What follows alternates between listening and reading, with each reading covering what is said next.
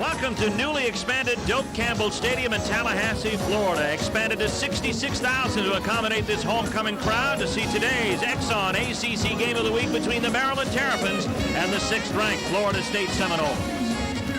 Good afternoon, I'm Steve Martin, and joining me this week on ACC Football, Jess Atkinson. The Florida State Seminoles have won the ACC title. Maryland comes in here with plenty of offense. Both have great offensive reputations, and Florida State's been known as kind of pass-happy in the past, but that hasn't been the case over the last 3 weeks. Yeah, Bobby Bowden's decided to take some pressure off his quarterback, Charlie Ward. He's gone to the running game. You see in the last 3 games, it's worked to their advantage. It's also helped them do something else. It's helped them beat up on teams and control the football game. Charlie Ward is still a viable option in that offense. Out of the shotgun formation, he can throw, but more so, he is dangerous as a running threat.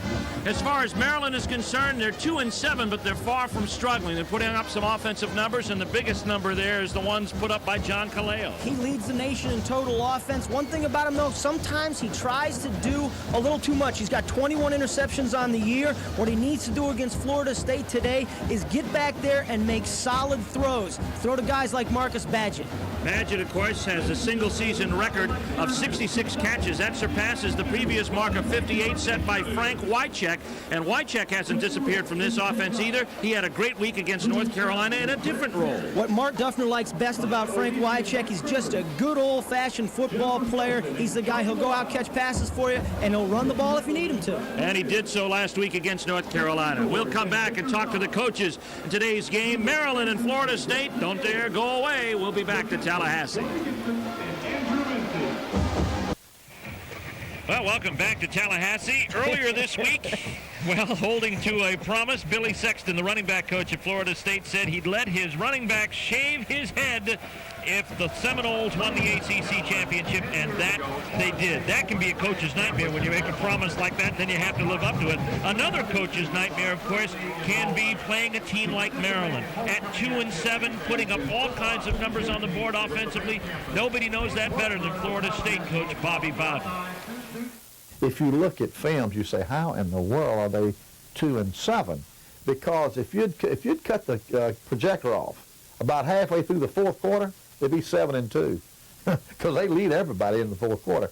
Every game, most of the games have been close. Only the Penn State game, the score wasn't close, but yet the game was close for a long time. And so it's amazing. If they just get a couple more breaks, each game, they'd be 7-2 now instead of 2-7. Bobby Bowden has rebuilt his program. Mark Duffner, he wants to do the same, and the way Bowden did it was he won on the road. That's exactly what Mark Duffner is looking to do today. Here's Mark Duffner on winning on the road in the ACC. Well, I just think that there is no weaknesses. We've gone up and down our lineup in terms of what they have, in terms of personnel. They're extremely well coached. As I said before, they have high expectation to win. They've done it time and time again. And one of the reasons that they've been that way is years ago when this program was just getting started, they started winning big games on the road. That's what our football team has to do right now, is follow the lead that they set a few years ago here at Florida State and winning big games on the road. And winning big games on the road means taking care of traditions, such as the one that often happens here at Doak Campbell Stadium in Tallahassee when Chief Osceola comes onto the field, and there's the man who owns Tallahassee, Bobby Bowden, and the Seminoles. Kickoff is coming up. Stay with us.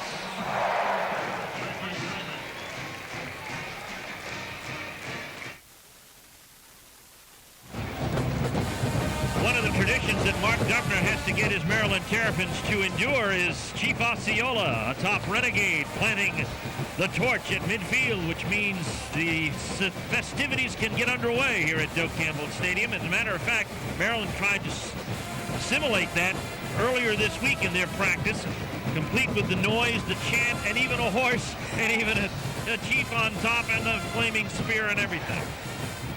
And we have an unusual, non-Florida-like day here today in Tallahassee. Our temperature, of course, 45 degrees. There is a considerable breeze that is blowing right down the field from north to south. The wind chill is down near freezing, and this is probably as good as it's going to get all afternoon. Definitely a factor for the team that starts on the right side of your television screen. They'll be moving into the wind in the first and third quarters. Maryland has elected to, on the coin toss, they've won the coin toss. They will receive their offense. They want it. That's a feature of theirs, and they want to get it out there as soon as possible. Mark Duffner wants his squad, wants his offense on the field as much as they possibly can. That kind of flies in the face of their no huddle, but they have a no huddle or run and shoot. Mark Duffner's put it in, and what he wants out of it, and he set it up, is to control the football. When you got guys like Charlie Ward and the rest of them, you want to keep the football out of their hands. The problem is when the ball's out of their hands, the defense is on the field, and they don't have any weaknesses. That's right. That defense is as good as it's going to get. Marvin Jones is healthy and back in the lineup at linebacker, and he is something to see if you've not seen him play before. Dan Mowry is getting set to kick it off, and we will be underway here in Tallahassee this afternoon. Getting set to receive for Maryland, there's Coach Bobby Bowden. As you look back deep, Jermaine Lewis is new to the kickoff return situation in the last couple of weeks, trying to get some much-needed speed against Florida State. Lewis tries to track it down. It goes out of the end zone, and there'll be no return on this one. We'll set it up at the 20. It'll be 1st and 10, and John Kaleo will come out. Let's take a look at the starters for Maryland offensively.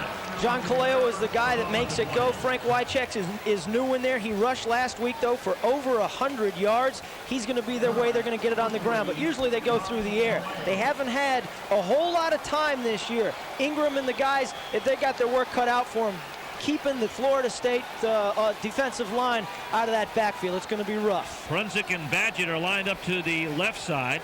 4 wide outs, and the superback is Wycheck for John Kaleo on 1st and 10. Here's Wycheck straight ahead, and he gets up to about the 23-yard line, a gain of 3, and he's brought down quickly by number 55, Marvin Jones. Let's look at that defensive lineup. It's amazing. What they're going to have to do is just what they tried to do on that first play, get these front 3 guys going the opposite direction. Marvin Jones is back. You're not going to fool him. Sawyer and Abraham, you're going to have a tough time throwing over those 2 guys. It's 2nd down and about 7.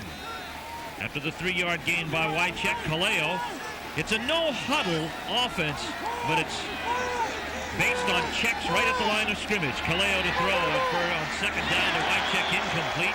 Marvin Jones in the area covering from his inside linebacker spot. I don't think not having the running backs that they're used to is going to hurt Maryland today, because they got a guy like Wycheck. He's the kind of guy that can catch the football. He's Maryland's all-time leading receiver, but as well, he's a big guy, so you're not going to run around Florida State's defense, so you might as well try to run through him. Wycheck caught 8 balls last week. He carried for 120 yards in the loss to North Carolina. Kaleo coming up on 3rd down and 7. No score. Has some time. Scrambling out of the pocket now, and we'll have to get rid of it. And let's see if they credit Brunzik with a catch, and they do. And it looks like he's going to be close to the 1st down. He's got it. Dan Brunzik for the 1st down, and just barely. He got John Kaleo that time. He got some time to throw the football. What you see is exactly what Mark Duffner wanted to see out of his quarterback. Some poise. He stood back there. He waited for some things that developed. When they didn't develop, he rolled out and made it happen. That's exactly the kind of poise they need from him today. Kaleo looking at 1st and 10 at the 31-yard line. Rush is on. A quick screen to Wycheck. And Wycheck up over the 35 is brought down at the 37-yard line. Leon Fowler is among those in on the tackle, the outstanding free safety. And there's Wycheck, as just mentioned. He's the all-time leading receiver in Maryland history. Back to action. Kaleo out of the no huddle. It is complete to Jermaine Lewis, but he's shy of the 1st down at the 39-yard line. You see what I mean by this run and shoot that Mark Duffner's got being a ball control type of offense. Kaleo, he makes the call at the line of scrimmage, but they're not getting fancy with things. They're going short. 3rd and 1, and Kaleo calls his own number to get up for the 1st down. And has it as McIntosh and Simpson stopped him, but not before he got to the 41-yard line. So Maryland just continues to move along. This is the way they've piled up the big numbers all year. They've moved the ball up and down the field. Their problem has been once they got cross midfield and getting into the other people's territory is where they've ran into some trouble. 3 wide outs. Brunzik is set up as a slot. Kaleo to throw. Stuck onto it too hard. Looked like it had Velcro on the hand there, and it didn't get away from him nicely. Tell you what, he's lucky he didn't, because Clifton Abraham was out on the corner there. and he was all on top of Marcus Badgett. Kaleo, he drops back, he looks, now he sees, you see right there, you know what that was? He saw his receiver was guarded tight and didn't want to throw. It's a little cold, couldn't hang on to it. Umpire would have thrown him out. Just in baseball. No hiding that. Second down, 10 yards to go at the 42. They fake the shuttle, and here's Kaleo trying to scramble out. Kaleo. Nice run upfield into Florida State territory and a gain to the Florida State 44-yard line. Corey Sawyer is the man who finally catches up with him, and it's a nice gain on the play of about 13, 14 yards. Here's the thing that Florida State can't do. They can't try to take it all on themselves and each guy trying to make the play. They still have to worry about their responsibilities because a guy like Kaleo can get loose. He's not as effective a runner as Charlie Ward, but he can pick up 10, 12 yards if he's given the opportunity. Florida State needs to hang back a little bit and not give them those little parts of daylight. 4 wide outs, and now Kaleo doesn't like what he sees out of Florida State's defense, and he's going to call a timeout on 1st and 10 in Florida State territory. And the concern, obviously, that Kaleo has in the scoring zone, obvious there. They don't want to miss this opportunity, and so they will stop the clock. And we will take this break. Florida State and Maryland are scoreless here in the first. Welcome back to Tallahassee. Steve Martin along with Jess Atkinson. 1st and 10, Maryland at the Florida State 45-yard line. John Kaleo at the controls of the Terrapin offense. Frank Wycheck is his lone setback. He has 4 wide receivers in the pattern, and this is Wycheck. Hit at the line by Marvin Jones and gets very little yardage, maybe to the 43. Marvin Jones, many consider the best football player in the nation at his position, linebacker, maybe at any position. He's just been absolutely unbelievable throughout his career, been slowed by an ankle injury. He is back. You cannot not miss a guy like Marvin Jones. One of 4 finalists for the Lombardi Award, just named this week. 2nd down and 9. Kaleo to the flats, Wycheck. Wycheck gets some running room to the 41, and that's about it. Maybe 2 on the play. That is Dan Prunzik. Prunzik tackled there by Brooks and Sawyer. And also Derek Alexander out of that defensive end spot. Here's where all season the run and shoot has been bogging down. You get into the other team's territory, and all of a sudden the field shortens up a little bit. You don't have all the options that you have when you're in the wide open territory. They haven't been able to get points on the board the way they've wanted to this year. 3rd and 7, no score. Maryland with the first possession of the football game. Kaleo looking for Jermaine Lewis, and Fuller is with him step for step. That's going to be a problem for John Kaleo. Is you're used to, you got 4 wideouts in your situation, and you can go to somebody because somebody's going to be open. You see here, the coverage is right there. Corey Fuller's the guy who's playing that nickel back. He's their 5th best defensive back, and he is blanketing Prunzik. Dave DeArmas, continuing a family tradition at Maryland. The freshman kicker is in to punt it away. He also handles all of the specialty kicks as well. He's averaging 34-3 a game. His longest is 47. Gets a good one off here that Sawyer will stop dead on at the 16. Fair catch called for in the Florida State offense. After a long time on the bench, will get a chance to take the field for the first time today. Let's look at their starter.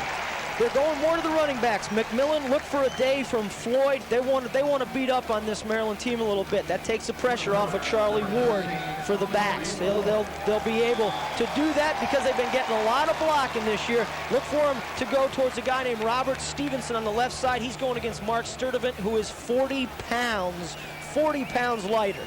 Floyd picked up some 100 yards, 90 yards against Virginia last week in the ACC title clinching win. Out of the shotgun, here's Charlie Ward. Quick pass, complete. And it is to Marek Vanover, one of the most exciting rookies in college football, let alone the ACC. Complete out to the 21-yard line. Here's the defense, and Florida State's going no home. This group, Mike Jamalowitz, he's the leader of that defense, the defensive backs. How are you going to cover Vanover and McCorvey? You got to cover them all day, so you better figure out a way to do it. 2nd down and 6 after the 4-yard completion. Shotgun formation again. This time it's complete to Shannon Baker. And Baker gets out to the 25-yard line, where he's going to be 1.5 yards shy of the first down, so it's a gain of 5 on the play. Charlie Ward's doing a nice job right here. I don't think Maryland expected they'd come out not only in the shotgun, but coming out in a no huddle just as well. Charlie Ward, he's looking over. He's just more effective out of the shotgun, so when they're throwing the football, Bobby Bowden's want to put him in that position. Third down, no score. About 1.5 yards to go. The pass is complete to Kez McCorvey for the first. And more. Drozdov is going to have to track him down at the 39-yard line. It is a gain of 14 on third down. This is exactly the thing that Maryland does not want to see today. You've got to cover Vanover, right? He comes over, McCorvey goes one way, Vanover goes the other way, McCorvey gets the... There's where it is. You got to make that tackle. You can't... Sometimes they want to be able to lay back, make him go a long distance and put plays together, but you give them a step and they're gone. Here comes Charlie Ward. And here's the big threat that he presents out of the shotgun to midfield, and yet another first down in Maryland territory at the 48. Jamalowicz is in on the stop. When you talk weapons, Florida State, they've just got so many of them. Charlie Ward is usually he's most dangerous when he's in trouble. This time it just looks almost like a quarterback draw. He knew what he wanted to do, and he's going to pick up 15 yards when he takes off. First and 10. Rush is on. Dropping the pass is Tiger McMillan in the flats. Fast-moving first quarter with 9:38 left. No score. The fans are bundled up for the extremities here that rarely take place in Tallahassee, but they're ready for them today. It doesn't help the Terps that it's homecoming, because Florida State has won their last 16 homecomings. And that they've got more people in this stadium than they've ever had before, opening a new section in the end zone. 66,000. Ward going upstairs. Has a man down there, Vanover. There's a collision, but no flag is thrown. Incomplete. Covering on the play, Brendan Bertha. The cornerbacks, they have their work cut out for them. Bertha, you see, if he can get to it, maybe Vanover could get to it, but Bertha's in his way. That's the kind of thing, though. It's the referee's call. It looks like he made a pretty good one there. Pretty good non-call. Third down and 10 on the 42-yard, actually the 47-yard line. No score. Florida State needing to convert here. Ward ad-libbing and getting the first. And more. And goes down smartly at the 27-yard line. Charlie Ward said this play has gone as far as I want it to go. It's exactly what Maryland does not want to have happen. Charlie Ward is most dangerous when he's in trouble. You see here, he feels the rush from Drozdov. He's in trouble. He takes off. Everybody else has to turn, move off their man. All of a sudden, Charlie Ward's 20 yards downfield. 19-yard gain exactly on the play. Pass tipped twice before it gets into Kevin Knox's territory. Tipping the ball on one of the contacts is Doug Lawrence. So in my mind, what Mark Duffner wants to do on defense is sit back, make Florida, don't rush, don't get crazy, don't rush Charlie Ward, don't pressure him, make him sit back there and make the throws, because if Mark Duffner's guys are going to get in there and pressure him, that's when Charlie Ward's at his most dangerous. If they can sit back and force him to make some throws, he will make some bad throws. Second and 10. Ward complete to Vanover inside the 10 at the 9-yard line. Pass is complete for 19 yards. For Tamara Vanover, and the no-huddle offense of Florida State is on the mark. What a surprise, what a great surprise for Florida State Vanover's been. The true freshman comes in, possibly the most exciting freshman in the country. FSU started at their own 16-yard line after the punt. Charlie Ward gives the dig sign here on this checkoff. Neither team has gone to a huddle here in their first offensive series. First and goal, here's Ward on the loose. Ward headed for the end zone, touchdown Florida State.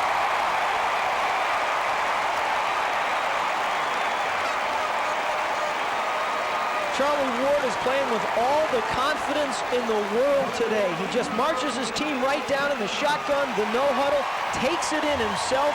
Charlie Ward, you see him back here. He's going to feel a little bit of pressure. Now watch the linebackers for Maryland. Jamalowicz and these guys are frozen by Charlie Ward. They're not going to be able to get to him free and easy into the end zone. So Florida State is on top as Dan Mowry tries to add to the total here. on Charlie Ward's 9-yard run. Penalty is called after the play. And it looks like it could be an unsportsmanlike conduct, possibly against Maryland. Let's see what the call's going to be. We do not have a dead ball foul on the defense. It's on the offensive team. Dead ball. Dead ball. So this will move Florida State back a little bit. They'll measure it off here from the 3-yard line, or where? Measurement, no, They'll assess it on the kickoff. they're going to assess it on the kickoff. Poor kicker's thinking to himself, you know, I didn't do anything, and I'm going to have to kick from 15 yards farther back. That's right. We get it from the kicker's mentality today, don't we? All right, Mowry on for the point after. The kick is up, and it is good. And Florida State is out in front here. 7-0 on Charlie Ward's 9-yard touchdown run. So what Maryland feared would happen has taken place as the Seminoles march for their 16-yard line for the score. Let's pause now for a word from your local ACC station.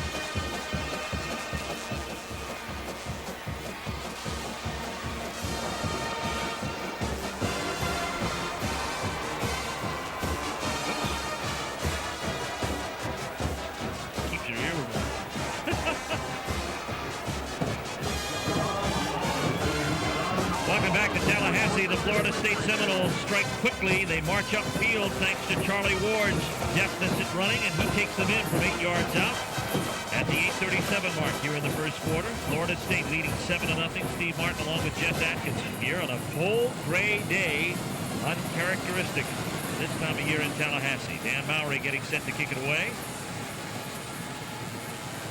Jermaine Lewis is back deep at the 10-yard line.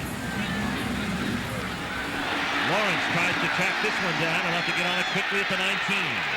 And he is hit and leveled at the 27-yard line. The tackle made primarily by James Roberson. So Florida State marches downfield in 10 plays. Took him 2:38 to do it. Ward carried 3 times on the march and had 2 big passes to Tamarick Vanover. One to get them inside the 10 for the score. And it didn't take them long to do it. Neither team has used a huddle here this afternoon. 3 wide receivers to the short side, 1 to the wide side of the field for Kaleo on 1st and 10. It is complete to Prunzik. Prunzik at midfield. A yard shy of it actually, and Corey Sawyer sits on him at the 49-yard line, a gain of 22. The thing that Dan Prunzik does best is he finds a way to get open. He's one of those guys that can see the seam in a defense and get to it. He's also one of the only guys that actually, believe it or not, enjoy going over the middle. He's gotten blasted more times this year, but he seems to take pride in the fact that he can get over the middle and take a hit. Well, that's important for Florida State offensively, too, because their top over-the-middle receiver, Matt Fryer, is out with a separated shoulder. Should return for the Florida game. 1st and 10 for Maryland. Double screen off to Harris. Nicely formed out there, and a tackle made on the play by Lavon Brown. But a nice gain on the play to Harris of about 8, maybe 9 yards. The idea in Maryland's run and shoot is to get the football in the hands of the guys that can do the most damage as quickly as you possibly can. Richie Harris is one of those guys, and that's the kind of thing they always want to do. You pick up 8, 9 yards like that, but you got to be able to get the ball to the wide receiver quickly. Second and short. Malaya. Pass complete to Wycheck, but there's no gain. The reason being Derek Brooks, the outstanding sophomore from Pensacola. Marvin Jones got all the attention, and deservedly so at the start of this year, but this guy, Derek Brooks, has made a big difference. He's Florida State's leading tackler. He's come on and had an absolutely terrific season. Third down. Florida State leading Maryland 7-0. 2 yards to go for the first, and Carl Simpson jumps over quickly. Was he drawn, or was he just flat out offsides? It's going to be an offsides call. Dead ball. Defense is offsides, 5 yards. Don't think for a minute that the Florida State defensive line doesn't want to get to John Kaleo. I mean, they're in a sprinter's pose is what they are. All those 3 down linemen are just rearing back and ready to go every play because they know that just about every play is going to be a pass and they got a shot at a sack. Penalty gives Maryland the first down. They're now 3 for 5 in third down conversions. Here's Kaleo. Runs into Wycheck, actually Frunzik, and Marvin Jones runs into him shortly thereafter for a loss of 3.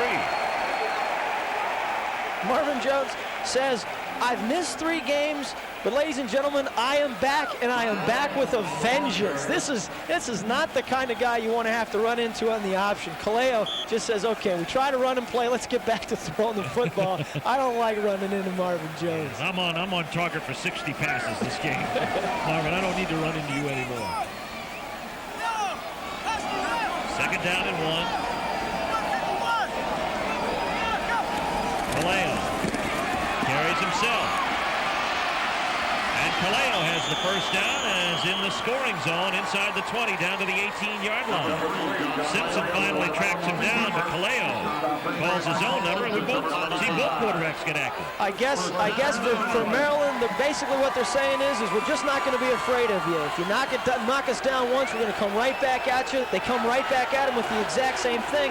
And John Kaleo, that's kind of how he's earned his stripes this year, is a very gutsy quarterback because he's taken a lot of punishment.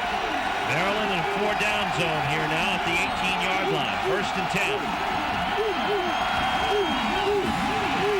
Kaleo scrambling out. Barely gets back to the line of scrimmage as Reggie Freeman brings it in. Kaleo short or late to get up as you look at Freeman.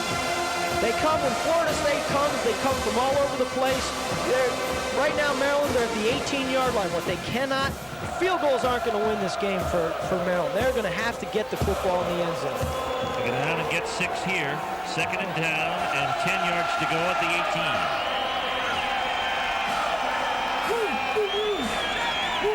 Wycheck checking off. Play clock running down. And Kaleo has to opt for a timeout as the play clock shrinks to 0, but he didn't get it in time. A flag down on the play. You had Marcus Badgett split wide left on that. Second down. And they have not been able to get him the ball this afternoon. And there's the one thing that Mark Duffner's offense can run into. It's fine at home when nobody's yelling and screaming, but when you're on the road, and he's already said it's important for him to win on the road. If you're going around and you're calling some audibles, especially the way they do things from the line of scrimmage all the time, then you're going to run in to having to get the ball snapped in a hurry. Second down, 15 at the 23. There's the noise. Double screen, Harris. Well set up again, he's on his way. Touchdown, Maryland. Richie Harris. His 45th catch of the year and his first touchdown of the season. You'll notice that's the same play they ran from midfield. Get the ball into the hands of your wide receivers as quickly as you possibly can. Let Richie Harris and those guys do the rest of it. Here it is. He gets some Frunzik with a great block out there, and that's all he needs, and then he's gone. The reason? Florida State's blitzing because they're playing aggressive defense. Also a good block by Steve Ingram. DeArmas for the point after. It is good. And we've got a tie ball game here at Florida State as the Terrapins march from their own 27-yard line, and Richie Harris takes a 23-yard aerial, a run and catch play from John Kaleo to tie it up.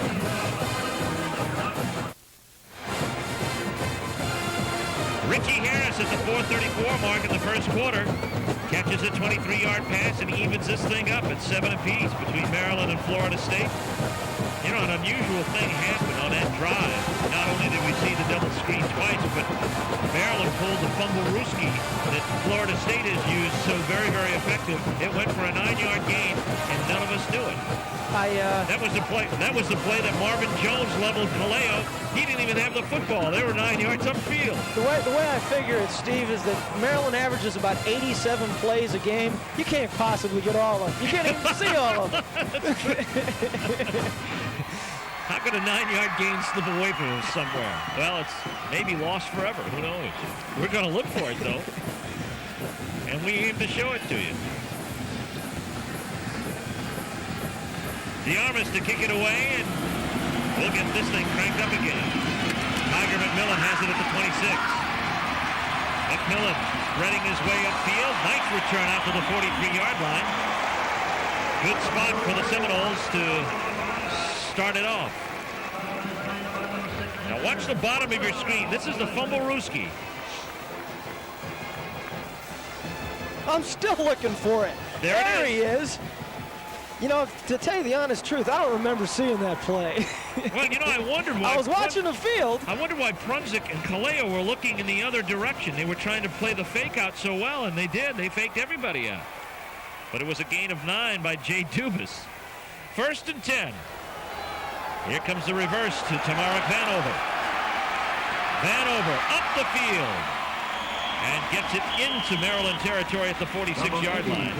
Knocked out of bounds by Doug Lawrence and Mike Jolanowicz. Chad Wiesling also in on the play. You know, it's easy to say that every time Tamarick Vanover gets the ball in his hands, he's a threat to score. Real easy to say that. But it's very difficult for a true freshman to come in and be, as Bobby Bowden would say, an impact player. And that's exactly what Tamarick Vanover's been for this football team.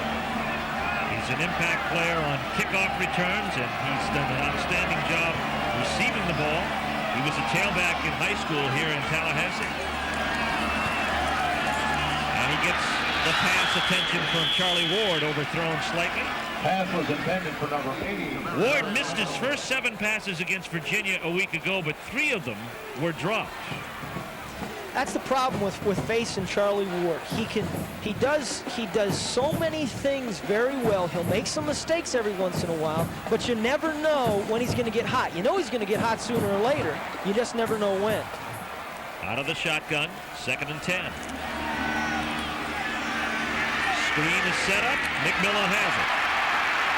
McMillan was blocking, and he's just shy of the first down. Great open field tackle by Brendan Bertha.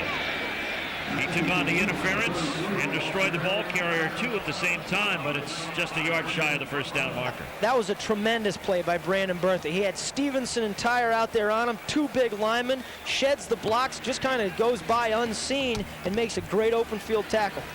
Brings up 3rd and about a half a yard. Florida State and Maryland are tied here at 7-all. 3:39 left to go in the first quarter at Doak Campbell Stadium. It's homecoming at Florida State, their biggest crowd ever in this stadium, 66,000. And now Florida State wants timeout. And Charlie Ward's talking to Tamarick Vanover and says, you're supposed to be split to the short side of the field. Vanover was not. And so Ward will come to the near sidelines with 3:25 left to go here in the first quarter. 7 apiece, the score. Ward has run a touchdown in at the 8:37 mark for the first score of the game, and then Maryland evens it up in their second possession, marching from their own 27-yard line, and then Richie Harris taking a 23-yard pass. Amazing thing about what Florida State's done so far on offense, they have not called one single running play for Tiger McMillan or William Floyd. They've done it all with Charlie Ward. Our games next week, depending on where you are, check your local listing. Some of you will see the Clemson Tigers take on these same Maryland Terrapins from College Park. That's at high noon. Others still will see the North Carolina State Wolfpack play host to the Duke Blue Devils at Raleigh's Carter Finley Stadium. Check your local listings for the X on ACC Game of the Week in your area. It's 3rd down and inches coming up as Mark Duffner looks on. The score is tied here at 7 to keep warm. The Seminole fans are doing the wave here at Doak Campbell Stadium. And it's a well-organized one, I might add, as word comes to the strike. Floyd and McMillan are the setbacks. We may see our first true running play, and we do. McMillan has the corner, the first down, and is driven down there by Inge at the 31-yard line. Gain of 5 on the play, and Florida State keeps their drive alive. It's a nice thing about having so many weapons on Florida State's side. You can go over the top, you can go anywhere you want, and then when you got 3rd and 1, you can still rely on a solid running game to get your yard. Of course, Florida State hampered somewhat with the absence of Sean Jackson. He's out of the lineup for a couple of weeks. McMillan takes the load, and Floyd is helped out of the shotgun on first down. Ward has Vanover complete at the 9-yard line.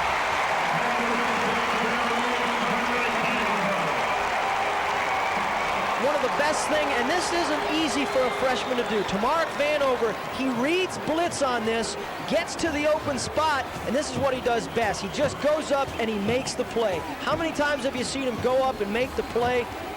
Green's trying to get the ball from him. No way this guy can make any kind of play he wants. First and goal, Ward to throw. Has a man over the middle, Shannon Baker, and he's brought down by Jamalowicz at the 2-yard line. Gain of 7 on the play as Baker nearly scored.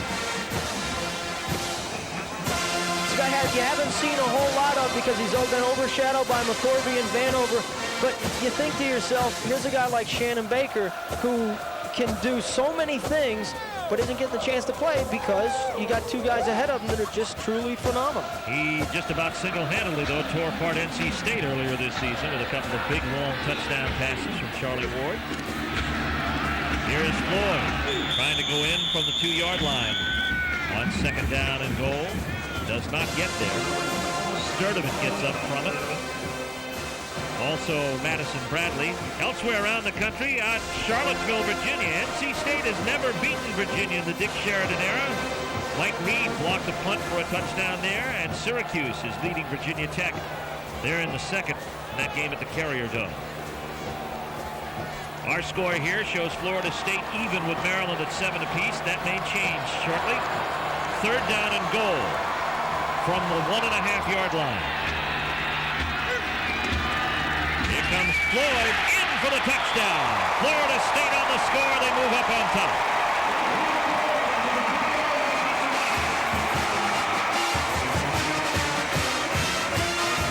That's the kind of job you love to have if you're a big old fullback like William Floyd. You let everybody else do the work, getting you down there. They're running themselves around. They're getting a little bit tired. And then when it comes down to a 1-yard gain, you say, okay, listen, give me the ball, and I'll go up and over everybody. I'll get on the highlight film. I'll get in the book, and you'll know that I'm the one that scored because you read it.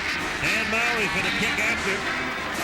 The kick hits the upright, goes through. Hey, it doesn't have to look pretty. It just has to get there.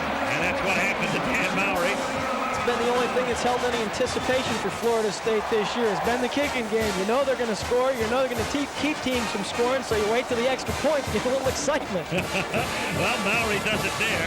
With 1:21 left to go in the first quarter of play, Florida State moves out on top here 14-7 as William Floyd carries into the end zone for his 5th time. There you see Floyd going over the stack. He rushed for 90 yards against Virginia a week ago. A strong outing for him. More than he had the whole season. I thought we'd see more of him, but what Florida State is trying to do, and they're doing a great job, is take advantage of their speed. All the coaches say, yeah, Florida State, they got a lot of speed. They're a fast team. But everyone coming out of playing Florida State had said, I knew that they were fast. but I never knew they were that fast. What you're seeing here today is a team that's running around, through, and over, and taking advantage of their speed, creating the matchups so that they can take advantage of their speed. You know, I wouldn't be surprised, though, Jess, if they didn't go to that fullback game, that inside running attack, maybe more as this game progresses. I talked with Brad Scott, the offensive coordinator at Florida State earlier this week. They are worried about all of the twists and stunts and blitzes that Maryland likes to do. They feel the outside running game may not be there as consistently as it has in the past, and thus they'll have to do something tackle to tackle, and Floyd will be the man who'll be featured. Mowry with the kick. Jermaine Lewis has it at the 9. Lewis up the middle. Nice seam, and it closed down quickly at the 31-yard line. And fisticuffs nearly break out, but it is Corey Fuller who makes the tackle for Florida State, and Maryland will have the football with a little over a minute to play here in the first quarter at Tallahassee. It's a gray day, uncharacteristically cold, and we have a player down on the field, and that may be Fuller who made the tackle. Nope, it's not going to be Fuller, it's Davis. He went down on the special play. I think that's John Davis, the strong safety. John Davis has been on special teams for the simple reason he's such a good tackler. Jermaine Lewis is the one guy with a lot of speed. You see Davis, he puts his head down, gets bowled over, and then he gets pinned underneath that pile, and that's when you run into trouble, and that pile pins you in a way. And you see there, right there, he's moving his wrist. What that means is the docs are looking at something with pinched nerve in the back of the neck, something like that. You know he got shaken on it. Well, he's okay now. Headed to the sideline under his own power, which is what you like to see every time a player goes down. And Mark Duffner now sends out the Terrapins for yet another drive. This one starting at their own 31. They've had the ball at their own 20, their own 27. And this is their best field position of the afternoon. 14-7, Florida State in the lead. Kaleo out of the shotgun. Hand off to Wycheck. Wycheck straight ahead. Pinning him there, John Nance, the first man to hit him as he went ahead to the 35-yard line. It'll be a gain of 4 on the play. That's the only way Maryland hopes to be able to run the football today, is with misdirection stuff, traps, draws, counters, those types of plays that take advantage of the pursuit that Florida State has. Try to trick them. Can't run over them, try to trick them. Second down coming, 6 yards to go. Kaleo with play action, and pressure coming from Derek Alexander. He and Dan Clark converge very quickly on Kaleo for their first official sack of the day. Alexander, the redshirt freshman from Jacksonville. You see Kaleo drop back. He never even sees Alexander. He comes from the outside. He feels him, though, and that's the one thing that Florida State has not been able to do so far. But if they do that kind of thing, it will be indeed a long day for John Kaleo. Of course, that's another reason why they've been doing these 3-step drops and having Kaleo get rid of the ball, because they know they can't keep the Florida defensive line off him forever. Time ticking down here in the first. Kaleo looking for Harris, but it is incomplete. Off the sidelines to stop the clock. But that's the end of the first quarter of play. As on third down, Maryland does not convert. They'll have to punt when we come back and start the second quarter, but they'll have a slight wind at their back when we do so. Score, Florida State by a touchdown. Welcome back to Doak Campbell Stadium in Tallahassee, Florida. Steve Martin along with Jess Atkinson. ACC football in progress. The Florida State Seminoles leading the Maryland Terrapins 14-7. Corey Sawyer is back to receive the punt of Dave DeArmas. And our second punt of the afternoon. Florida State has not punted. They've scored both times they've had the football. You don't get a moment's rest if you're the Terps. You got to punt to a guy like Sawyer. Even when you're punting, there's no respite from this team. He returned one for a touchdown against North Carolina. This one is going to go for considerably less yardage.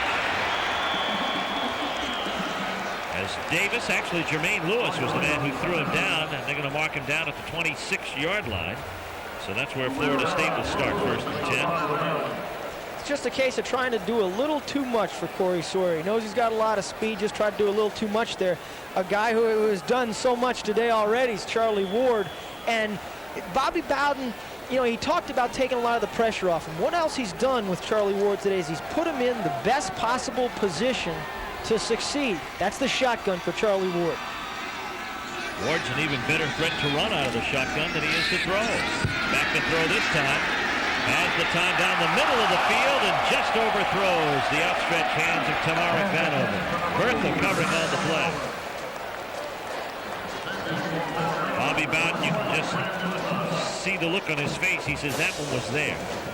You can also tell that he doesn't trust the Maryland offense. He wants to keep them off the field. He's thinking to himself, okay, we got to control this football. We got to make these plays. If we let these guys back in the game, Maryland's got an offense that could get them back in. 2nd and 10. Hand off to McMillan. Jamalowicz diagnoses it nicely and gets him down at the 24-yard line. It'll be a loss of 2 on the play. By far the best defensive football player on the Terps, Mike Jamalowicz. He is to Maryland what Marvin Jones is to Florida State. You see, he reads it, gets by the block, just hog ties McMillan, gets him down. 3rd down and long. Florida State with a 1-touchdown lead, trying to convert to first. Ward trying to get away from Drozdoff. Does. Now he's trying for first down yardage, and he may have it. Yes, he does. They're going to mark it out at the 37-yard line. Charlie Ward. He reminds me so much, Steve, of Randall Cunningham. He's the kind of guy that is most dangerous when he's in trouble. You see him? Watch Drozdoff. I mean, he had his fingertips on him. 2 seconds later, he's 15 yards away from him and totally out of the play. First down, Florida State. They have run 70% out of the time out of the shotgun. Ward over the middle, complete to Kevin Knox.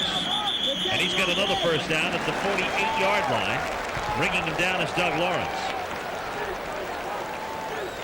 Everybody's dressed for the occasion today. Big homecoming crowd here at Florida State. And they've so far enjoyed what they've seen out of Charlie Ward. 1st and 10. Ball at the Florida State 48. Ward going upstairs with it. Vanover almost makes a brilliant catch on Gene Green. What an attempt by That time, Maryland, what they did is they put on the blitz. That leaves Gene Green all alone on Tamarick Vanover, and he had him covered perfectly. He's in perfect position, but when you got a guy like Vanover, he can do so many things that he actually gets to the football and almost stays on it. He undercuts him just at the right time. Nice play by Gene Green. Almost forced a fantastic catch by Vanover on 2nd down and 10. Florida State at their own 48. Ward standing in, now escapes. Drozdoff chases him down, but it's a first down at the Maryland 37-yard line. Gain on the play of 15 yards for Charlie Ward. This is what I talked about. If you see the pressure they got on him, you're not going to get Charlie Ward. I don't care. You're just not going to get him behind the line of scrimmage. So what you probably ought to do is sit back, have him come to you so that he can't do this, so that he can't pick up 15 yards. Because I'd rather have him have to throw the ball for 15 than run, because you know if he runs, he's going to get 15. 1st and 10. Pass complete for Baker on a beautiful pattern inside the 20 to the 18-yard line. Inge and Lawrence bring him down, but that was timing at its best. So just as I say that, he delivers a perfect strike to Shannon Baker. What do you want? You can either rush me, you can sit back one way or another. Charlie Ward saying, I'm going to beat you. A perfect strike, and then the Terp defenders, the Terp cornerbacks and safeties, those guys got to try to play catch-up with these guys. Down to the 18-yard line, a gain of 18 on the play. Ward out of the shotgun, incomplete, intended for Knox, but Ward was getting heavy pressure from Scott Rosen. Mark Duffner, he just doesn't look like he's enjoying what he's seeing because he's trying everything. He's trying to blitz. He's trying to stay back. Nothing's working. The only thing you can do is yell at him and say, guys, keep after him. Not having a good time at all. 2nd down and 10 at the 18. Ward looking for that little dig pattern to Knox. Touchdown, Florida State. Kevin Knox pulls down his 2nd touchdown pass of the season. The first one was a big one against Clemson that helped Florida State to a comeback win. You can just see the confidence in Charlie Ward and these guys. He throws it up because he knows that Knox is going to be able to just go up and get it. The defensive backs for Maryland just aren't as big, can't jump the way the Florida State guys can, and basically you're seeing a Florida State team do whatever they want to do. Dan Mowry on for the point after. The kick is up, and it is good. And the Seminoles lead it 21-7. Kevin Knox pulls in a nice aerial from Charlie Ward.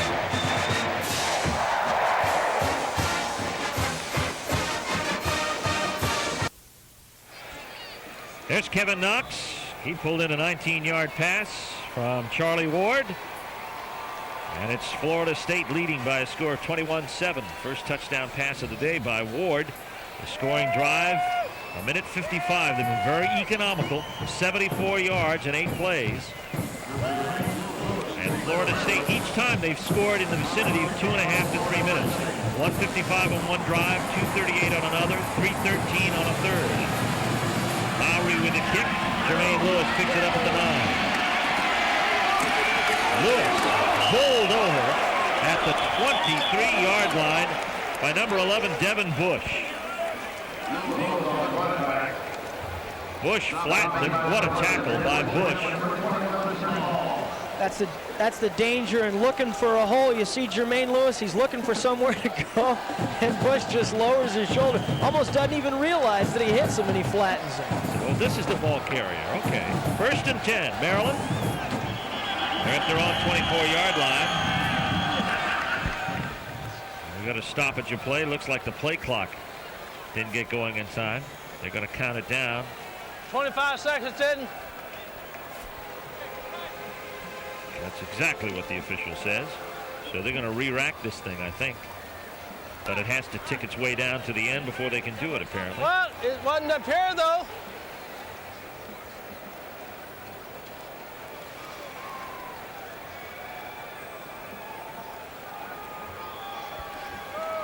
All right, play will start again for Maryland at their own 23-yard line, 1st and 10. Kaleo with Wycheck as the lone setback. 4 wide receivers out. Kaleo looks back to the short side, and right there is Weaver, incomplete. You know, the man he has not found at all in at least a quarter and change is Marcus Badgett. And Marcus Badgett is the one receiver that one-on-one has a chance of beating guys like Abraham and Sawyer. And so far, Sawyer and Abraham have shut him down. 2nd down and 10 coming. Ball at the 24.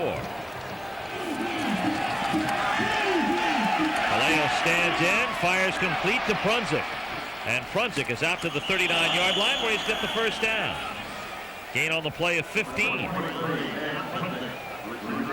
Once again, you see a gutsy little guy like Dan Prunzik over the middle. And what do you do when a guy's over the middle? You try to make him pay. And that's what Florida State did on that. You said that's hallowed ground on the football field. That's a place where the defensive backs say, listen, as a wide receiver, you shouldn't be coming into our territory like that. Prunzik is a guy who loves going into it, but you see all the bodies on him, and they're going to make sure that he's going to pay if he's going to catch a pass over the middle. But Prunzik's a tough guy. You're not going to put him out of a game just like that.